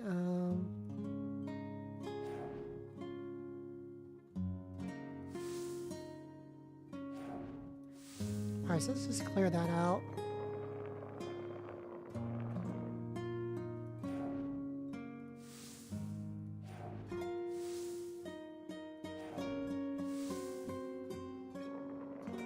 Don't touch it. Oof. Alright. Almost there. Down, down, down. Don't touch it. Yeah. Let's go. First try. Of course, there's another one. Oh, those are my conversations. Interesting way to present it. I've been thinking that if you don't have anywhere to stay for now, maybe you could live with us for a while. It seems like you don't need that now. I wish you nothing but good luck, Larissa. Maybe I could visit you from time to time in the future, if that's alright with you. Of course, child. You'll always be welcome here. Bye-bye, big sis. Are there any other fairies in your family? What makes you think I'm a fairy? Because you're the kind of magic that whisks us away in a flash. Oh, I can't use magic, Yulia. I'm just an ordinary person. There are no fairies where I'm going. There are lots of nice people. Do you have to go to school when you get back? Yes, I still have a lot to learn. I hate going to class. It's boring. Mama tells me that if I study hard, I'll have a bright future. But I don't really know what I want to do in the future. Do you? I want to do whatever I'm able to, and as much as I can. I guess we'll both have to figure it out while we're in class. You're right. Let's take our time and think it over. What's with the rush? There's still time before the banquet starts. I think it's time to get moving. After handing in this teleport disc report, I'll have time to finish reading the Laplace training manual. If Miss Winsong has the time, I'd also like to continue learning about ley lines. Or I could look over my notes and get back to my physical training. Still so much for me to do. It's like those guys don't need to worry about you anymore. Huh? What do you mean? Hey, forget I said anything. Let's move. I'm just thinking about heading out too. Sure. Let's go.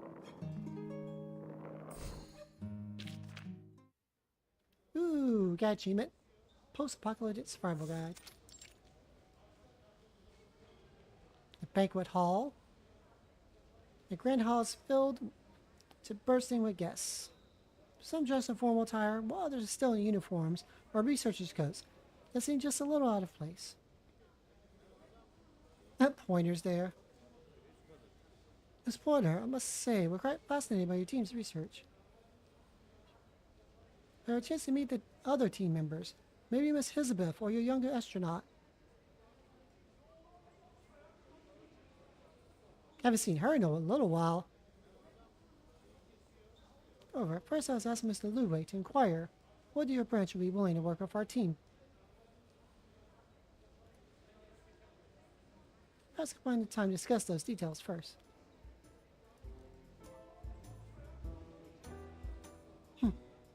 Elizabeth, enjoying some dessert? Souffle.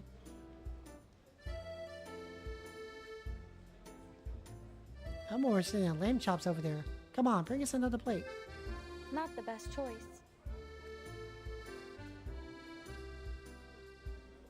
Steak tartare? Not bad.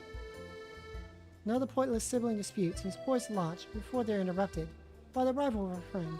Miss Isabel. Hey, it's name day.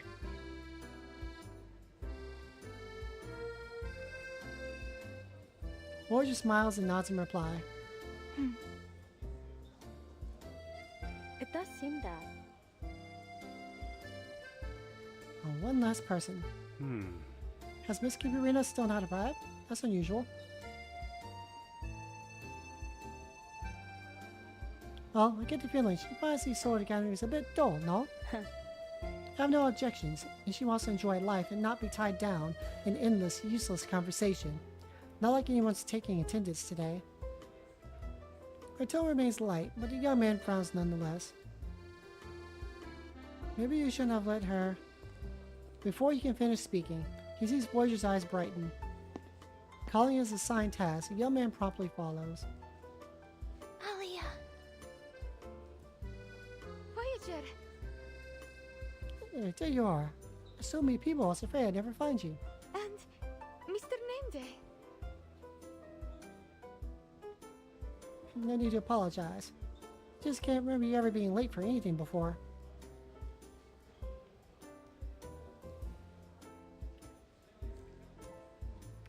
When Larissa heard I was going to a banquet, she insisted on helping me with my outfit. I tried on a few things, but none of them felt quite right. I finally settled on my regular outfit. That's why I'm a little late. But Larissa still helped with my braid. How does it look?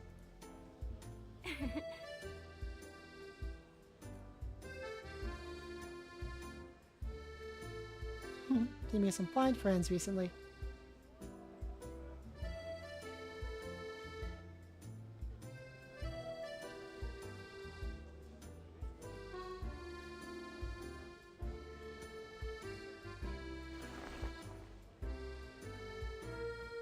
A bouquet of white flowers is presented to Kiparina with a subtle fragrance that caresses the tip of her nose.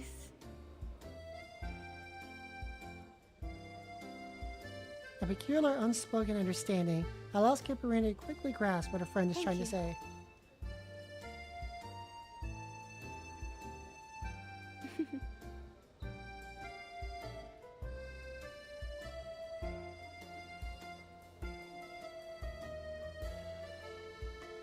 What are you looking for? Miss Winsong? Or perhaps Elizabeth? Just a while ago. August, Nina, Piotr.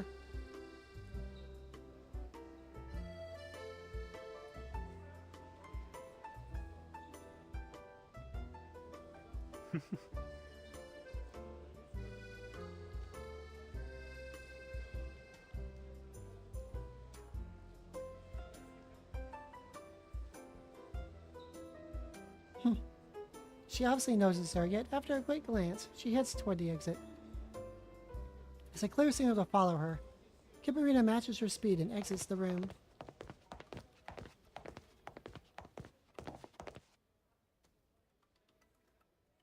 One second, y'all.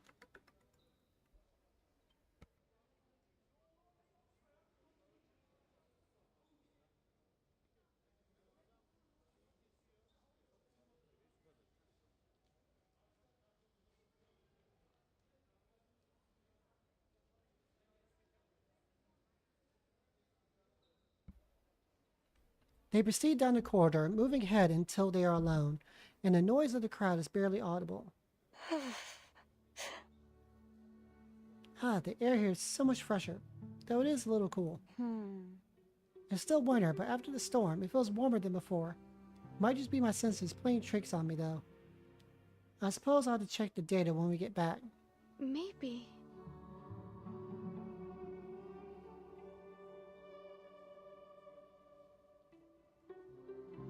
Maybe I should have dressed more formally. I didn't think the baker would be this big. No worries. In fact...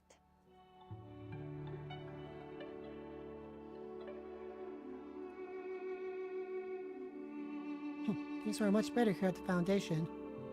With the storm back for another round, everyone's in need of some good news. Then they finally be able to start working and, if it's even possible, relax.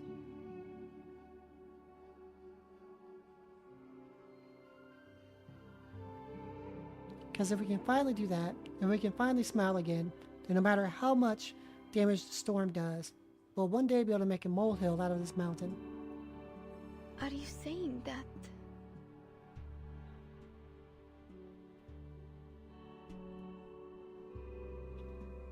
We're just an excuse for everyone else to have fun. There's no gratitude in this world at all. That's wonderful.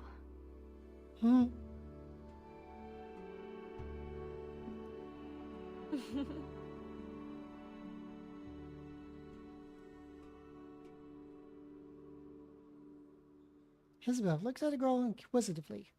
So look of scientists pleased at their dissection. In fact...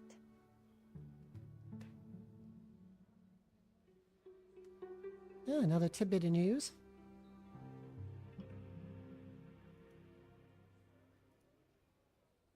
She leans over to Caparina, her voice dropping to a whisper. They found someone who can brave the storm. Caparina's mind goes blank for a moment as she takes a moment to consider the significance of the statement. Are you saying that? Apparently she's a student at the SPDM. She's to be named the Timekeeper and will take on responsibility of solving the mystery of storm Verted. Oh wow, so this takes place a while before we meet Verton? Or are they just discovering about Verton?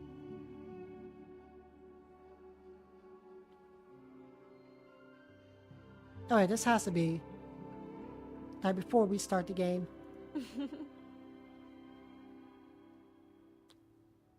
So we now have a secret weapon. We made another strive in unraveling this damn storm puzzle.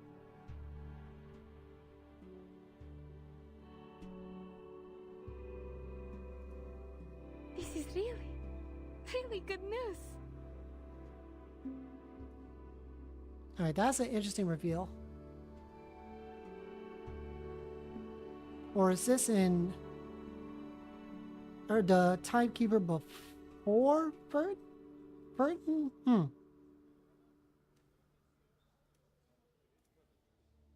I have questions. What's that you got there?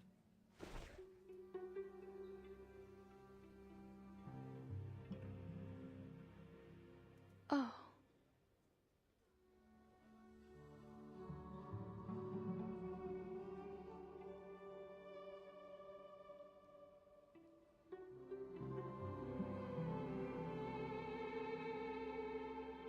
I feel like I've seen it before. I don't really know what they're called. Hezza looks perplexed. These are lilacs. I'm sure she picked them because wild lilacs only bloom in the spring. How bizarre. She laughs suddenly. Must be losing my mind. Too busy to remember the time of year. Caparina laughs along. Yes, Miss Elizabeth. Look. Spring is here already.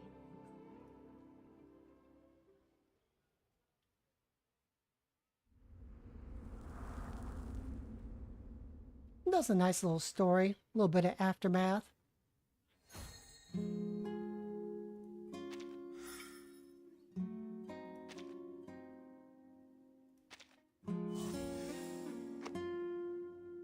Just participate in that and do a survey stage.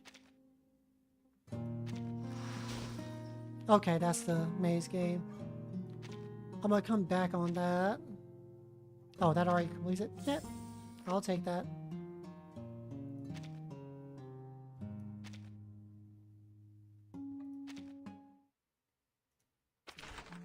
What do we have here? Ooh, I'll claim that. Golden Fleece. For insight or resonant rituals of characters. I need to get myself to where I can actually clear 520 and start doing reveries. Let's see his achievement.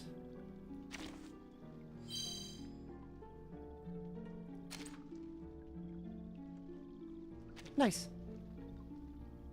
I got a good amount of trophies from here. What's that one for?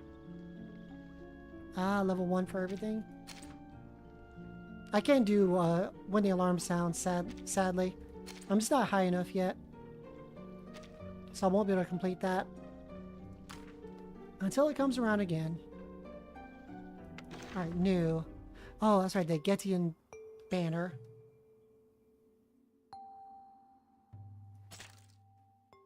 Oh, that's a cool design. What the heck? Not what I was expecting. Okay, that is creative.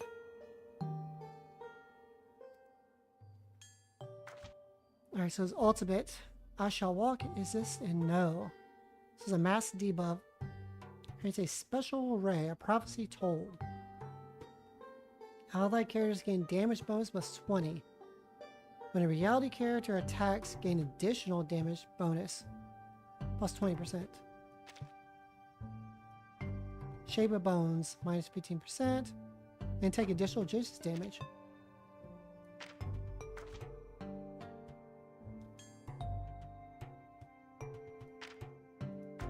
Channel.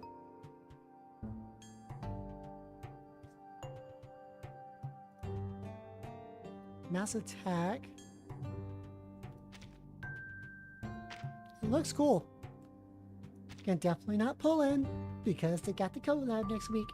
Again, they did him dirty putting him on this banner just before the AC one. Like, I don't think many people are going to be trying to pull on this one. As much as I like Kipperina, no honor, nope. Gotta save for the collab. Breathe in.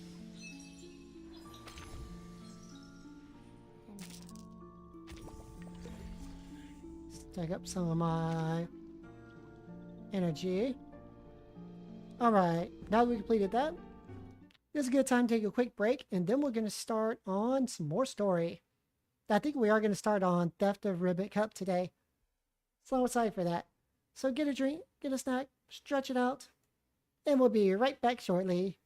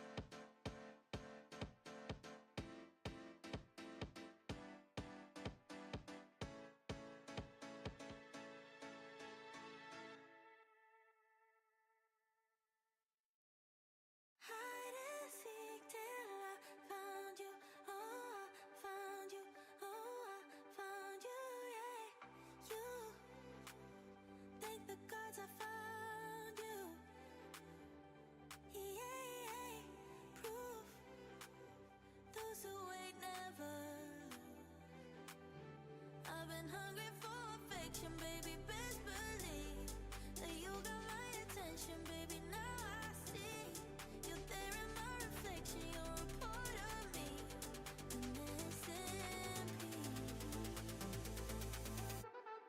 Hide and seek till I found you. Oh, found you. Oh, found you. Yeah. Hide and seek till I found you. Oh, found you. Oh, found you.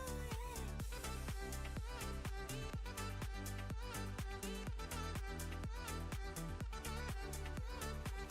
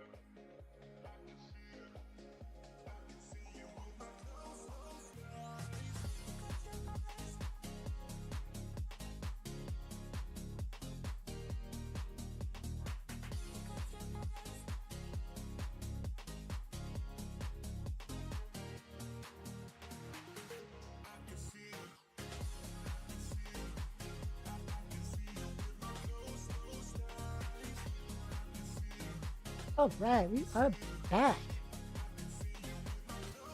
And ready for some more.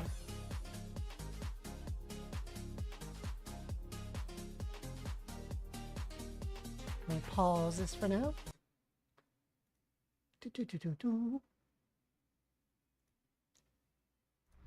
Huzzah! Back to the game. Hey, it's Kay. What's up? How you doing?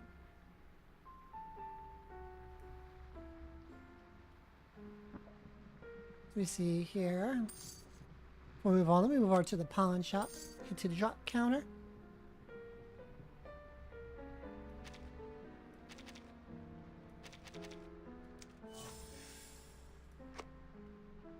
We're at exactly 60. Love to see that. Man, next week's gonna be so much fun when the collab hits. I've got this and a Devil May Cry collab coming up with PGR. It's gonna be a fun time. Alright, how am I doing on these tasks? Dailies? Oh wow, I got a lot to do. I'm doing good. Just enjoyed some more story here in Reverse 1999. Just another one of the event stories here in Cosmic Overture. I don't know why I hit Wilderness. And now I'm about to start another storyline. The sky and the soil communicate through Right after I do this. So I forgot to do this daily. Get my 2 free ones. Hello there. So you can get ready for the collab next week, as I just mentioned. I truly hope the ingredients this time. Bodyguards! Where are the bodyguards? There'll be a whole lot of Assassin's Creed fun. Let's see those then. That's right. I'm looking forward to getting Ezio. That's gonna be a fun little session of polls. I truly hope the ingredients I'm hoping I can get him early. Hoping. Keyword there.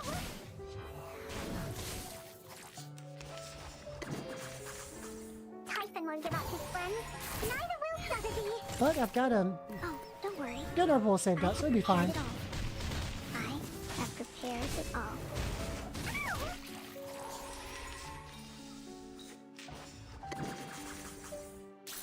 As long as I get at least From this in relation. Ezio and Cassandra, I'm happy.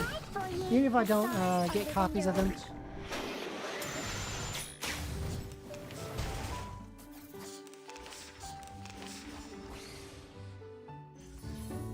It is the same VA. Interesting. Okay, so I was wondering what was familiar.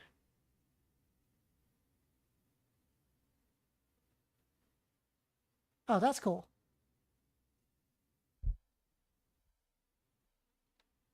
Good find.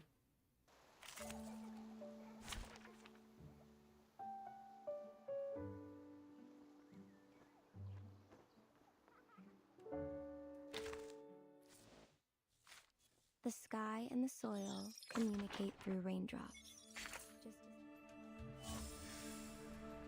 Get some more of that. Hey, more clear drops. Dustin Sharpadante. Yeah, get some of these weeklies done. Alright, 13 out of 20, 75 out of 100. 4 out of 8, 4 out of 10. Oh, just one more time. Nice.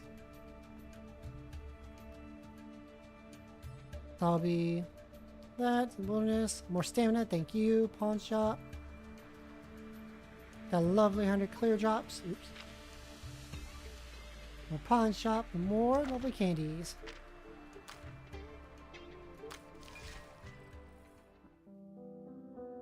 Okay, so we go to reflections.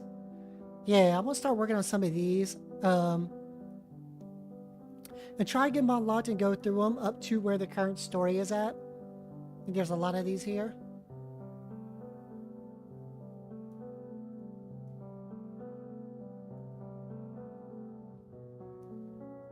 But of course, I mean, you start right here. Theft of Rimet Cup. Download permanent event resources.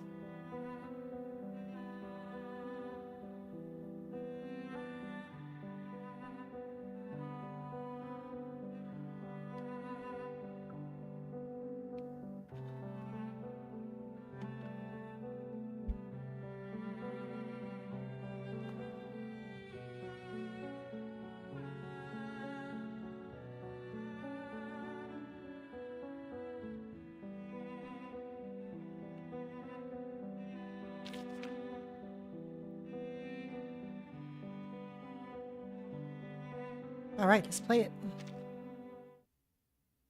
What am I in for? Hey, is that gal really coming? You really think she'd announce her plans stealing to every living person before she acts? And she even made a security plan for us. Well, I'll say, she's either a maniac or a freaking crime genius.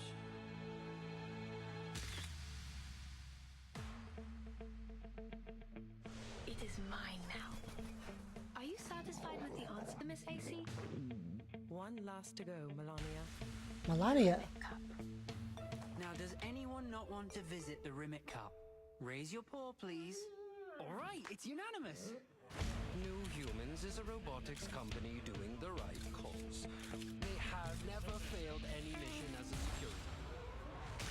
I'm sorry, Mr. Iverson. Actually, I didn't know my entrance would be so straightforward. Catch them! Okay, this is looking interesting.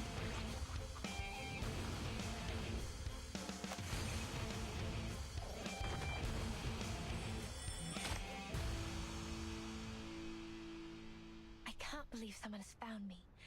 Am I exposed? The puppy is asking for your help. All right, puppy. Let's make a deal.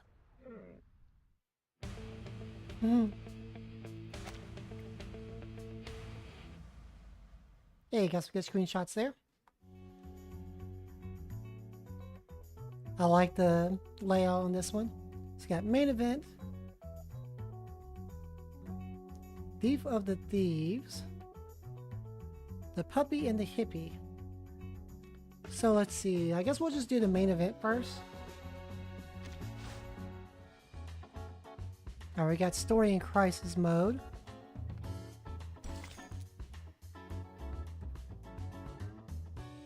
Level 25. Making me use my stamina, darn it. Hey, that's 60 clear drops.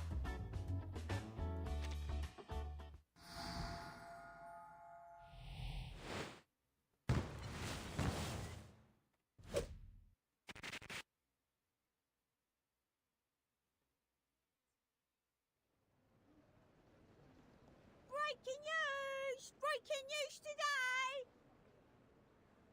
The New Humans Company announced they'd offer another award for the 13th International Jewellery Show. The company claimed that the person who filches the heart of London can collect a £1 million reward at number 15 Bond Street.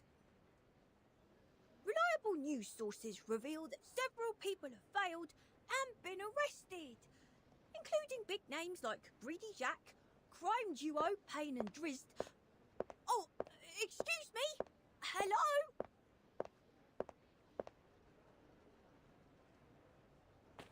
Excuse me, the beautiful lady in black. Are you interested in the news of today? Grab a copy. Are you talking to me? Yeah, you've turned around, that's to say... Ah, you're... Sorry, my bad. I didn't notice your uniqueness. No need to apologize, warm-hearted child. Could you please read me the news of the day? I will pay appropriately. Sure, my generous lady. Please, sit right here to get away from the crowds.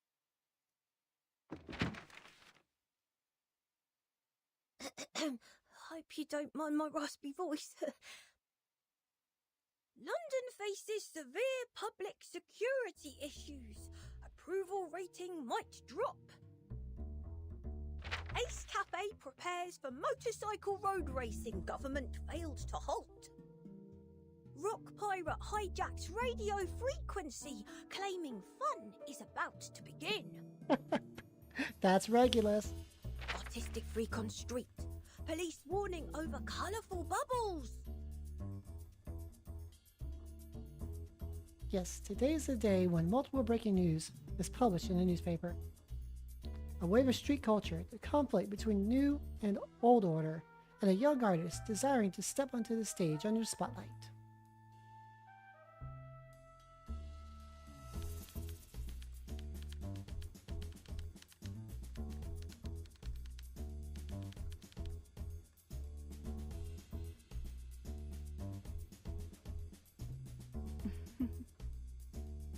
That will be a fantastic plot to start the story.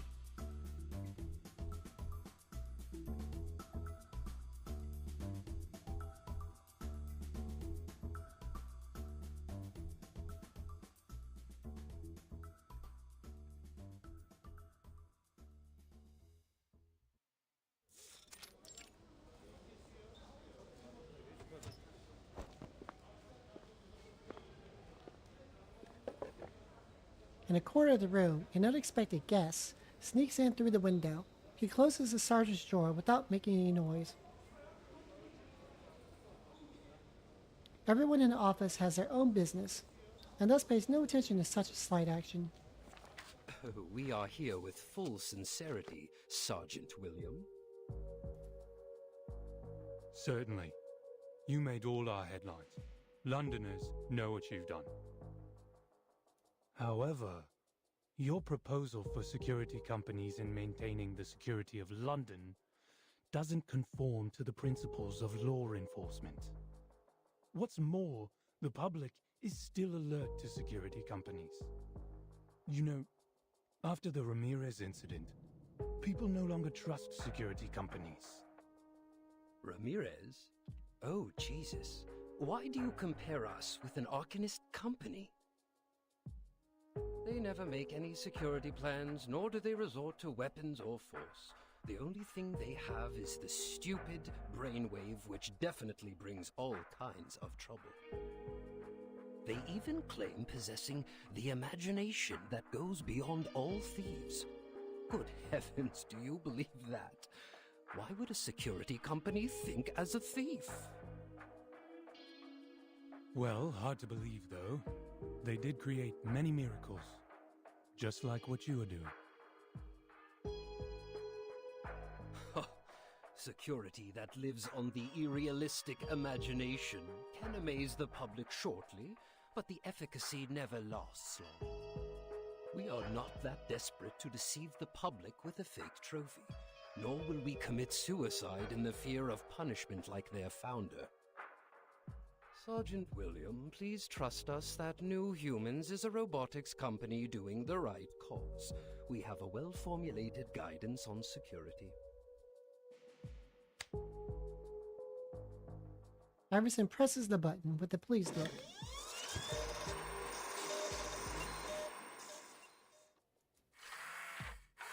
A strange robot steps into the room. What in the Doctor Who looking?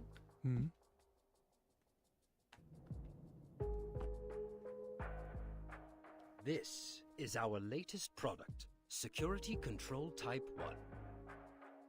It carries abundant security measures including tear gas, endive worm powder, magnetic interference unit, and can detect any threat within a radius of 5 meters. Most importantly, it is fully under control and reacts to emergencies with 173 inbuilt programs. I think it is a reliable helping hand of our police officers. Just like now, if we switch on its sensor... Suddenly, the robot makes a loud warning sound. Suspicious invader detected. Location right under the first office desk. The second, the third. The target is moving quickly. Is it going wrong? It never goes wrong. Iverson quickly walks to the curtain. The curtain is open. A sneaking figure stands up. Hey! Hey! Gentlemen, and this very sensitive robot friend. Hello? Who is this guy? You! Again? Where's... Thompson, get in here and kick him out right now. Wait! Diggers. I just want to talk to you about the watering car. Look. I've told you 100 times, nobody ever cares about those God knows what pop elements. Pop, yes, pop! You just spoke it out. Currently, pop is still too avant-garde, so I'm very glad to meet someone with the same taste. That's because you've tediously repeated it for ages. So you can understand our philosophy, and I believe others will... I get it. This is a malicious rule breaker. Such kind of violation can be tackled by the security plan installed in our robot. Sergeant William, here is another reason why London needs our robot. Robot? It's the new measure prepared for all discontented rule breakers like you. It will stop all your willful actions. Any violations will be severely restricted by our security robot. Diggers pats the head of the robot. It looks not reliable at all. Diggers pokes the body of the robot. And it's not as soft as police dogs either. You should try shaking hands with those fluffy shepherds. It helps shape the emotional system of your robot. Puppies are friendly, lovely, and they can read your mind. We like our puppers. Ugh, such a lame idea. Some people don't like those plushy quadrupeds. It's so difficult to get their hair off our nose and clothes. Ugh, and their smell stinks. Well, some of you are bad people. Dissing dogs like that. What's wrong with you? Sergeant, now I will present you Security Control Type 1, Moralization. It has an all-round precaution plan installed for all citizens. And of course it knows how to cope with you hooligans. It doesn't rely on some impalpable imagination. Totally controllable? For sure. Iverson presses another button. The robot starts to blink in red and walks towards Diggers. Hey! Malfunctioning, you iron monster! Keep away from me! What's in your hand? Put it down! That's rude! We want peace, not war!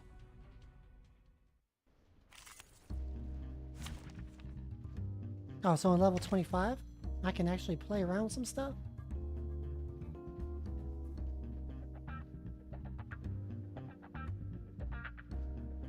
Oh, I can also just use my same stuff and hurry up. And get it done. Hey, hello there.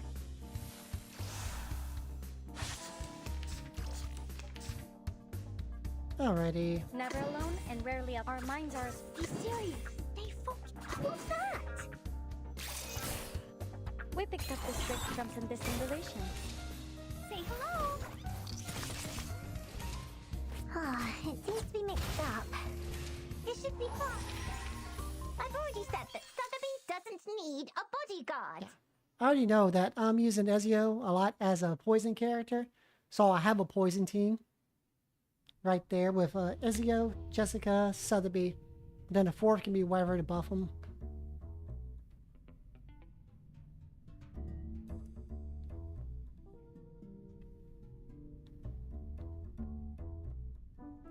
Then I gotta see who I have to Sergeant William, our robot excelled. put with Elizabeth and Name Day. I gotta work on that team too. According to our research data, New Humans is winning the public. People trust robots. They are looking forward to a safer and more peaceful London. Wow. The talent Mr. Robot just presented is stunning.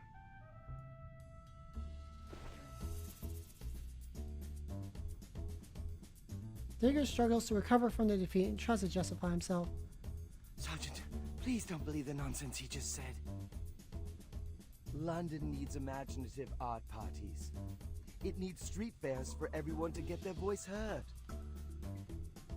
London is utopian.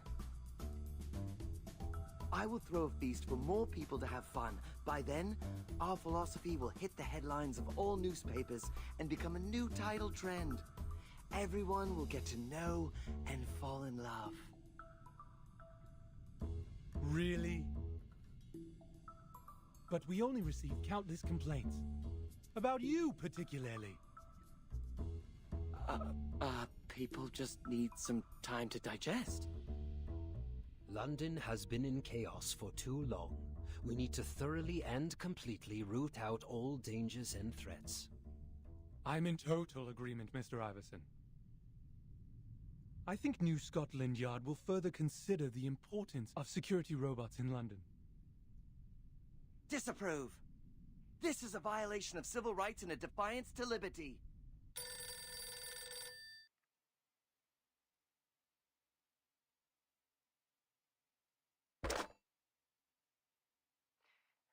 Mr. Iverson, bad news. The heart of London is gone.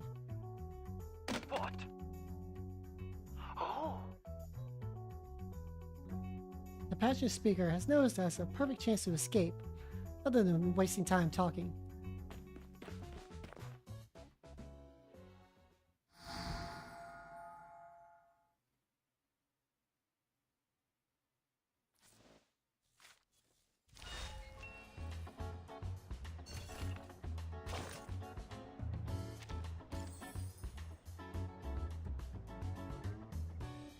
Anything else? Nope. An impromptu party, level 30.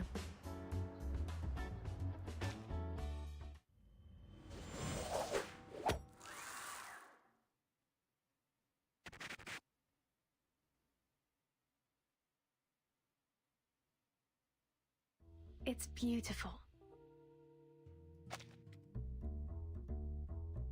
This is what Father used to protect. But it is mine now. The robots can't tell real fire from fake. Just a few sheets of nitrate flash paper, they'd turn on all the fire sprinklers loyally. Then, a steady stream mixed with slug essence from the firewater reservoir gushed out of the sprinkler heads. Miss AC, did you see how the robots were glued to the floor, unable to move? If they had emotions, they would have cursed me to death. Are you satisfied with the answer, Miss AC? One last to go, Melania. What a strict mentor. No worries. I will get back to the hotel as planned. Right on the dot.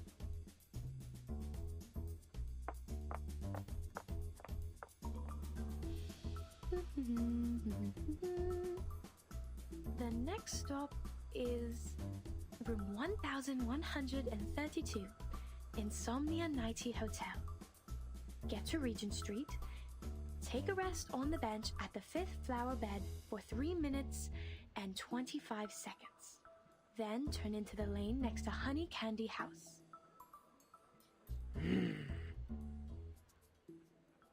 Stacey's the bag. Miss AC? On your right.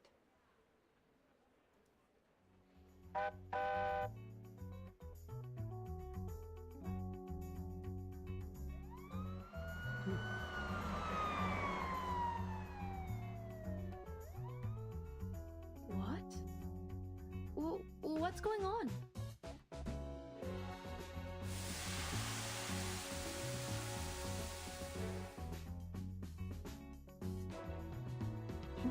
Lossie's soap bubble comes out. Fire engine. Bubbles? Is this the latest way to extinguish fire? But why is it here? There seems to be something wrong with the bubbles. Not good. Leave. The soap bubbles glisten in the sun. What is shown on a reflective surface seems unusual. Molly shows her eye cautiously, but runs in the opposite direction. Right. Only 3 minutes left. I must go now. Don't stand in the way, hey? That's not the direction, boy. Ah, I see. That's a ski resort on the snowy mountain. Best place for vacation.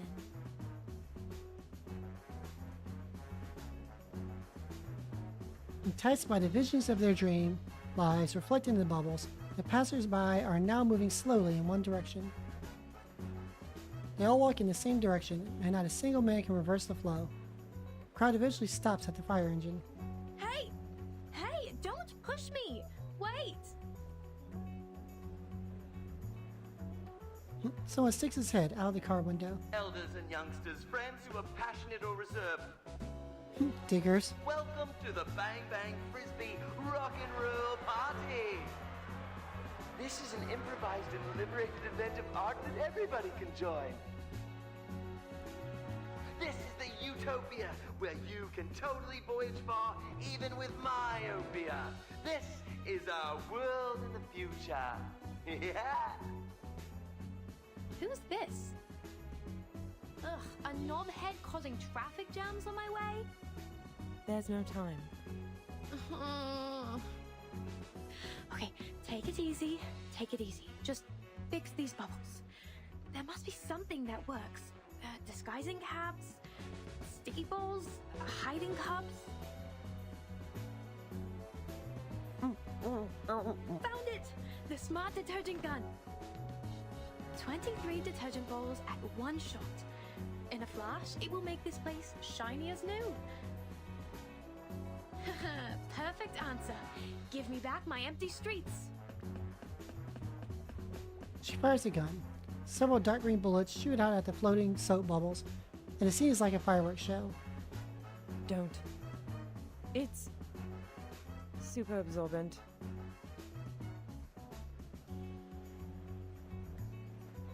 Soon the bubbles are gathered together by an unknown force and form a huge transparent globe. Oh, my adorable bubbles. Look how you embrace each other enthusiastically. Take it away. It is the summon of Euterpe, the revelation of terpsichore. Haha, thank you so much! That avant-garde, courageous, and innovative girl in the leather cap?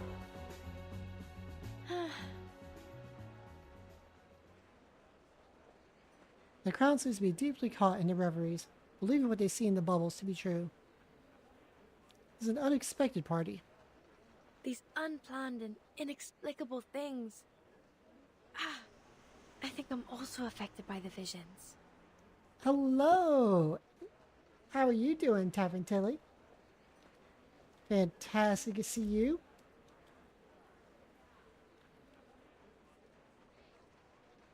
What's been going on with you?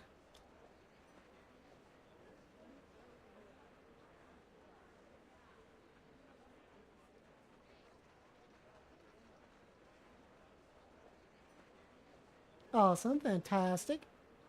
The traffic is totally congested. No chance to get back to normal in 2 minutes and 25 seconds. I am doing quite well. Alright, almost time for the comeback. Nice to hear it.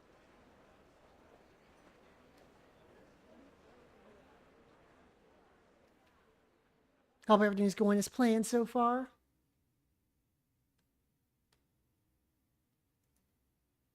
Honey Candy House. Insomnia Nighty Hotel. Calm down, Melania. You've sorted out a roadmap of all the blocks in London.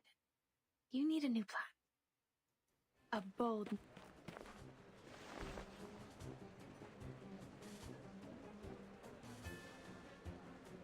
Oh, not snatching the bag. Parties! Parties! Throw them to the sky! Your magazines, your handbags, everything! Celebrate! Hey! That's my magazine. What are you doing? What are you going to do with Miss AC? Give it back to me!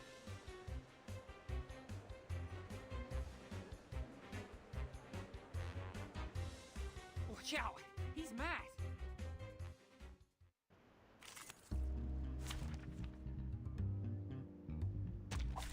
Hey!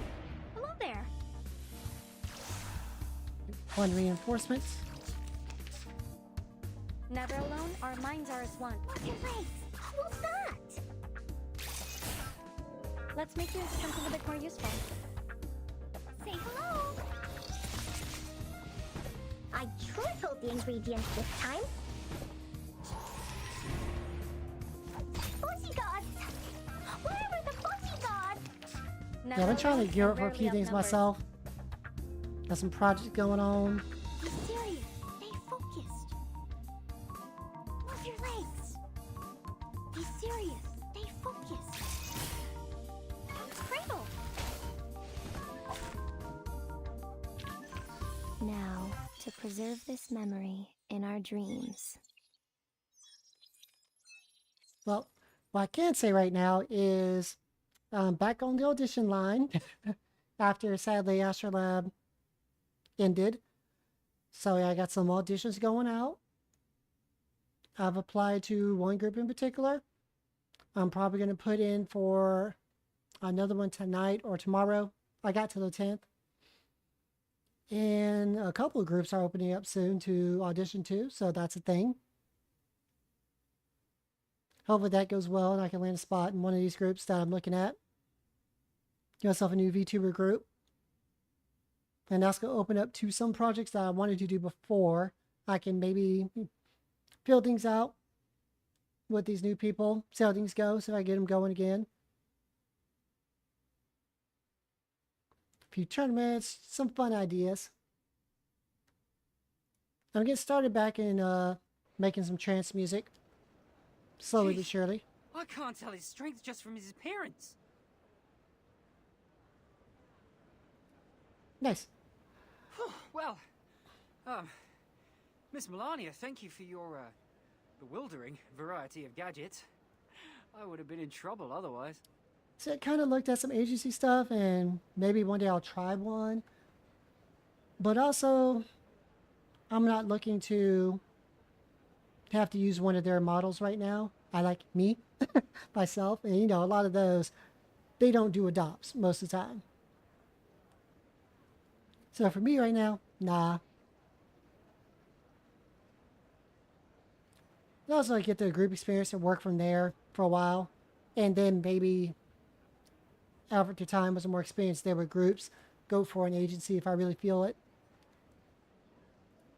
If there's anything I can do for you, please let me know. Time is over. My plan. It all.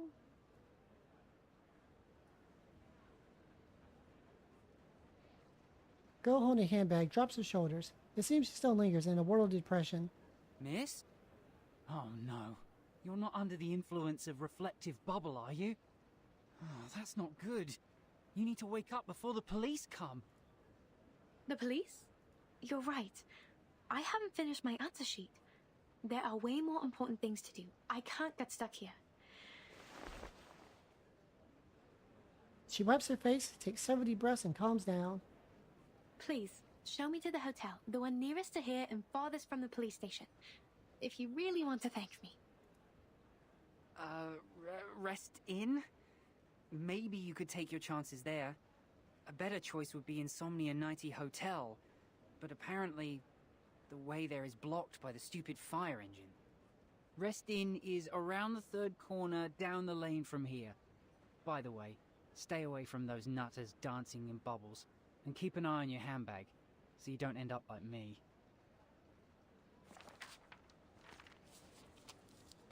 I hope you get cozy with some good agencies. Hopefully, one of them decides to pick you up. I managed to grab it from the newsagents, and this is what happened. Oh, my Rimet Cup legend. I bought it for my collection precisely because of the column topic in this issue. The Rimet Cup? Yes, you know it too. The same trophy that was won by Brazil 4 years ago. It's suddenly missing during the exhibition and was replaced with a counterfeit by a thief where nobody knew. The security company failed to do anything and thus paid out a huge compensation. The genuine thing was only found in the trash months later. That legendary trophy has now arrived in London. It will be the most wonderful award given to the winner.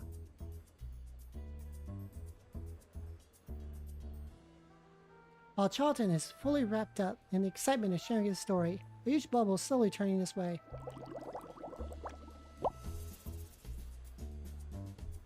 A smell of sour flame wine soon surrounds him.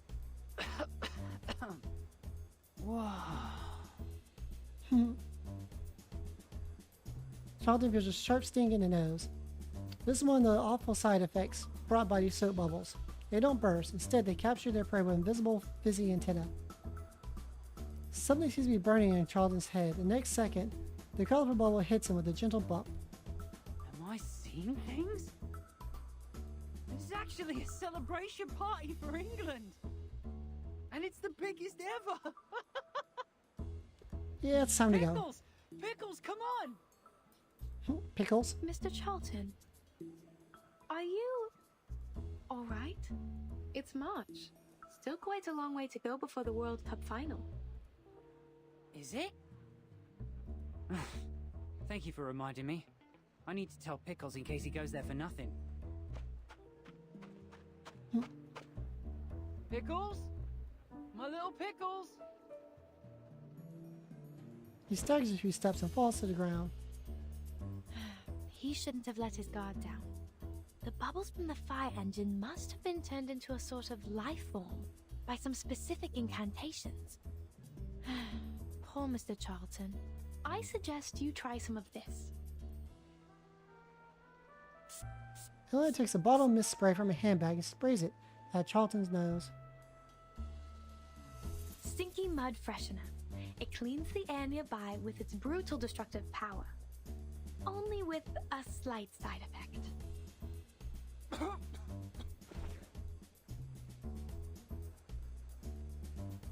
The tip of Charlton's nose becomes red. He sits on the ground, gasps for a while, and gradually calms down. Oh, I feel so much better now. Huh. I almost couldn't breathe.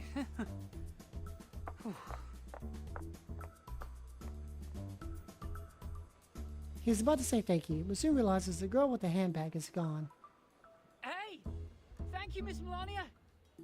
God bless you and have a safe journey!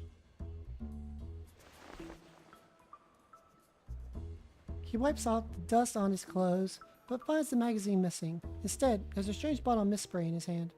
Huh?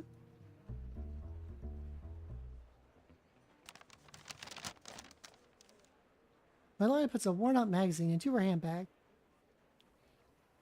After taking several more corners, she'll arrive at the newly set destination, Rest Inn. You're welcome, Mr. Charlton. I think the stinky mud freshener would suit you better. God bless you to find your little pickle soon.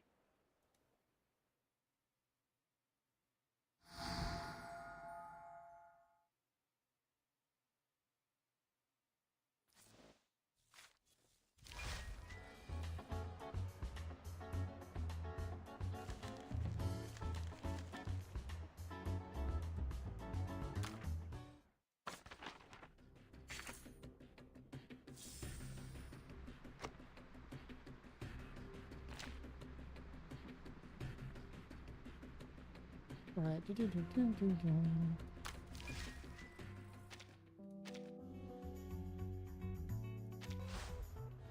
Philosophy of the Puppies.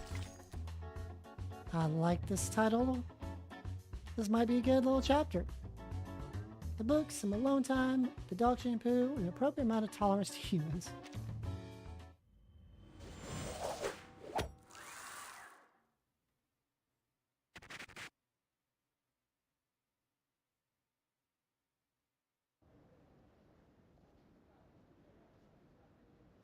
A black and white shepherd dog lies carefree on the unkempt lawn.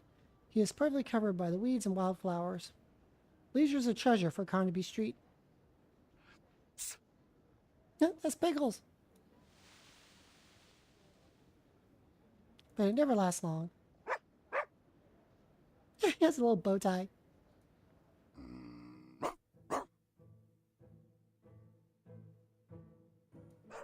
There's a translator.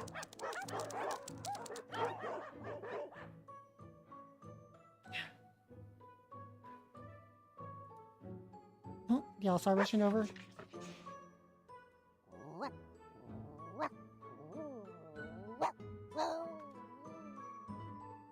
I have no intention to make any compliments, although a sharp sense of smell is indeed important for us.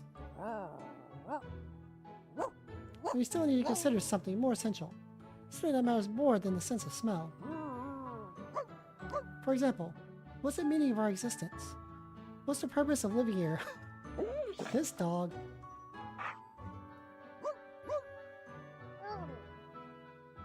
You think it's for the coming fluffy sports meeting? Of course not. Pickle sighs. And it's definitely not for the latest rats capturing race. What I'm saying is, in this world, why have to be us? Are we independent individuals, or just some humans' pets?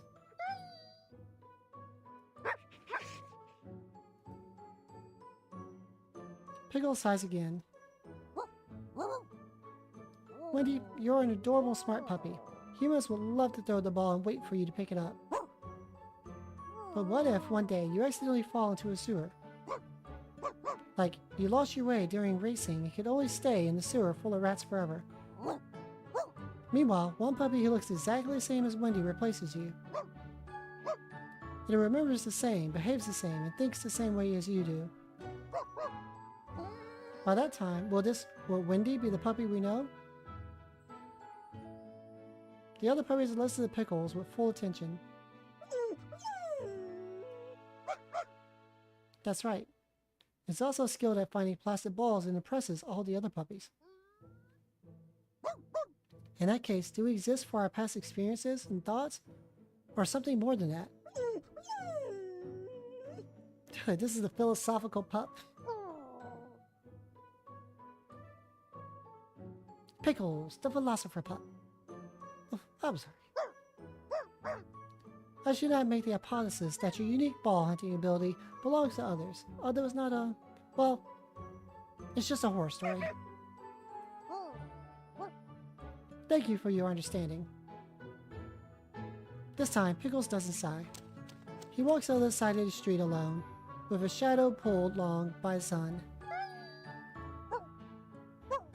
Don't worry. Now I'm just looking for some mouth-watering apple pie. Apple pie. And I wish you all the best in the game.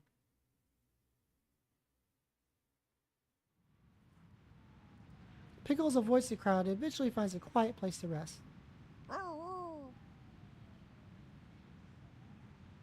Maybe I was wrong from the beginning to look for mutual understanding. There's no such thing between dogs, let alone between dogs and humans. Maybe I should lead a different life. Maybe there are friends who can truly understand me somewhere far away. So am I ready to leave?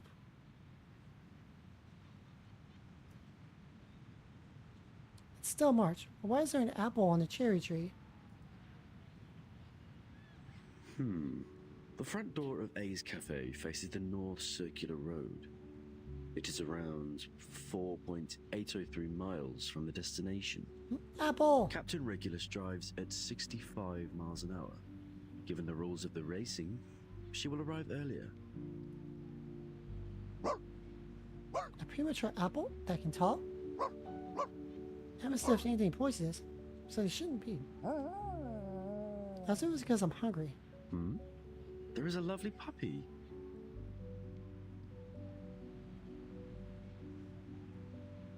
Mr. Apple slowly falls down. Hello, Mr. Puppy. Oh, not hallucination. Your smell shows that you're also an Arcanist. Hello, Mr. Apple. This is the first time I met another not-so-human Arcanist.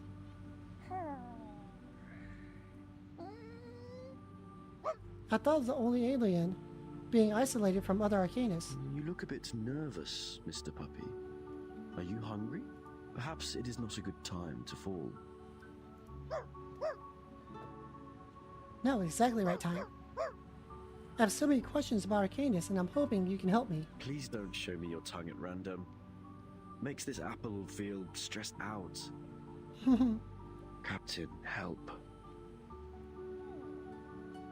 Are you calling your friend? Do you know any other Arcanists? Does your friend share the same appearance as yours, like another wise apple? Excitement can be read in Pickle's eyes. Your eyes seem to light up when I mentioned my captain. If Captain Regulus finishes the racing trouble-free, I might introduce you to her. But now, let's stay away from each other, puppy. Sounds like a special name. Oh? it seems you are quite interested in Captain Regulus. Wandering across high seas, she is a great pirate who never gets caught by all the Orwellian and the conservatives. Is my explanation precise enough? Hope my wording meets Captain's requirement. Is your friend a pirate? Instead of another Apple Arcanus? But it seems you can understand each other.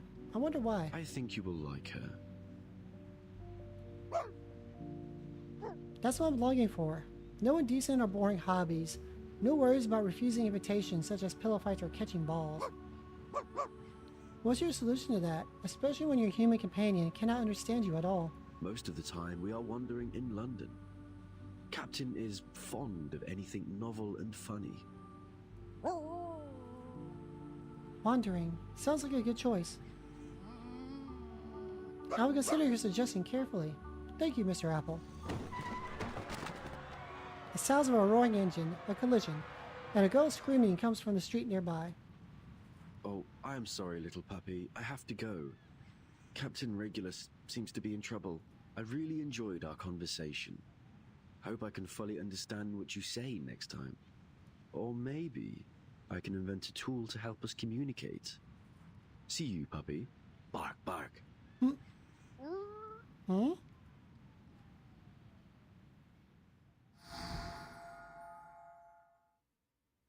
Yeah, we met Pickles.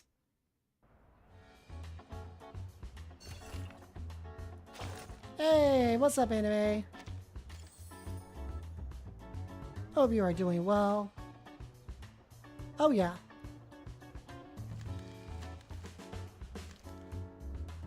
Actually catching me right near the end of the stream. As it is 5 o'clock. That's right about that time. I'm hungry, gotta go cook. And I got some chicken to air fry. I'm excited. It's gonna be delicious. Hey, that final birthday cake. Happy birthday. Happy birthday. Hey, hey, anime birthday. Cheers. It was a great time. So good people here. Can't complain. A lot of fun, as usual, in Reverse 1999. Tomorrow's going to be fun because it's going to be our first time playing Blast Blue Cross Tag Battle. Oh, yeah. Gonna be time for some fighting. Some tag fighting tomorrow. So that's what's be going on right at 2 p.m. as usual. There's Thursday is going to be Mecha Break. Oh yeah, gotta get the mech action. Getting closer and closer, hopefully to Grandmaster. Yeah, moving up the ranks. But thank you all so much for being here. I hope you join me tomorrow at 2 p.m. For those on YouTube, those of you on Twitch, excuse me, here's my YouTube. Where I also mod the stream. I do fighting games and variety content. So check it out. Do all the YouTube things. And I will see you tomorrow for some fighting game action.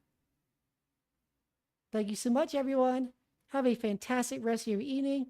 I'm Leahvana, the Tech Witch VTuber, looking to bring magic to your screens. Bye!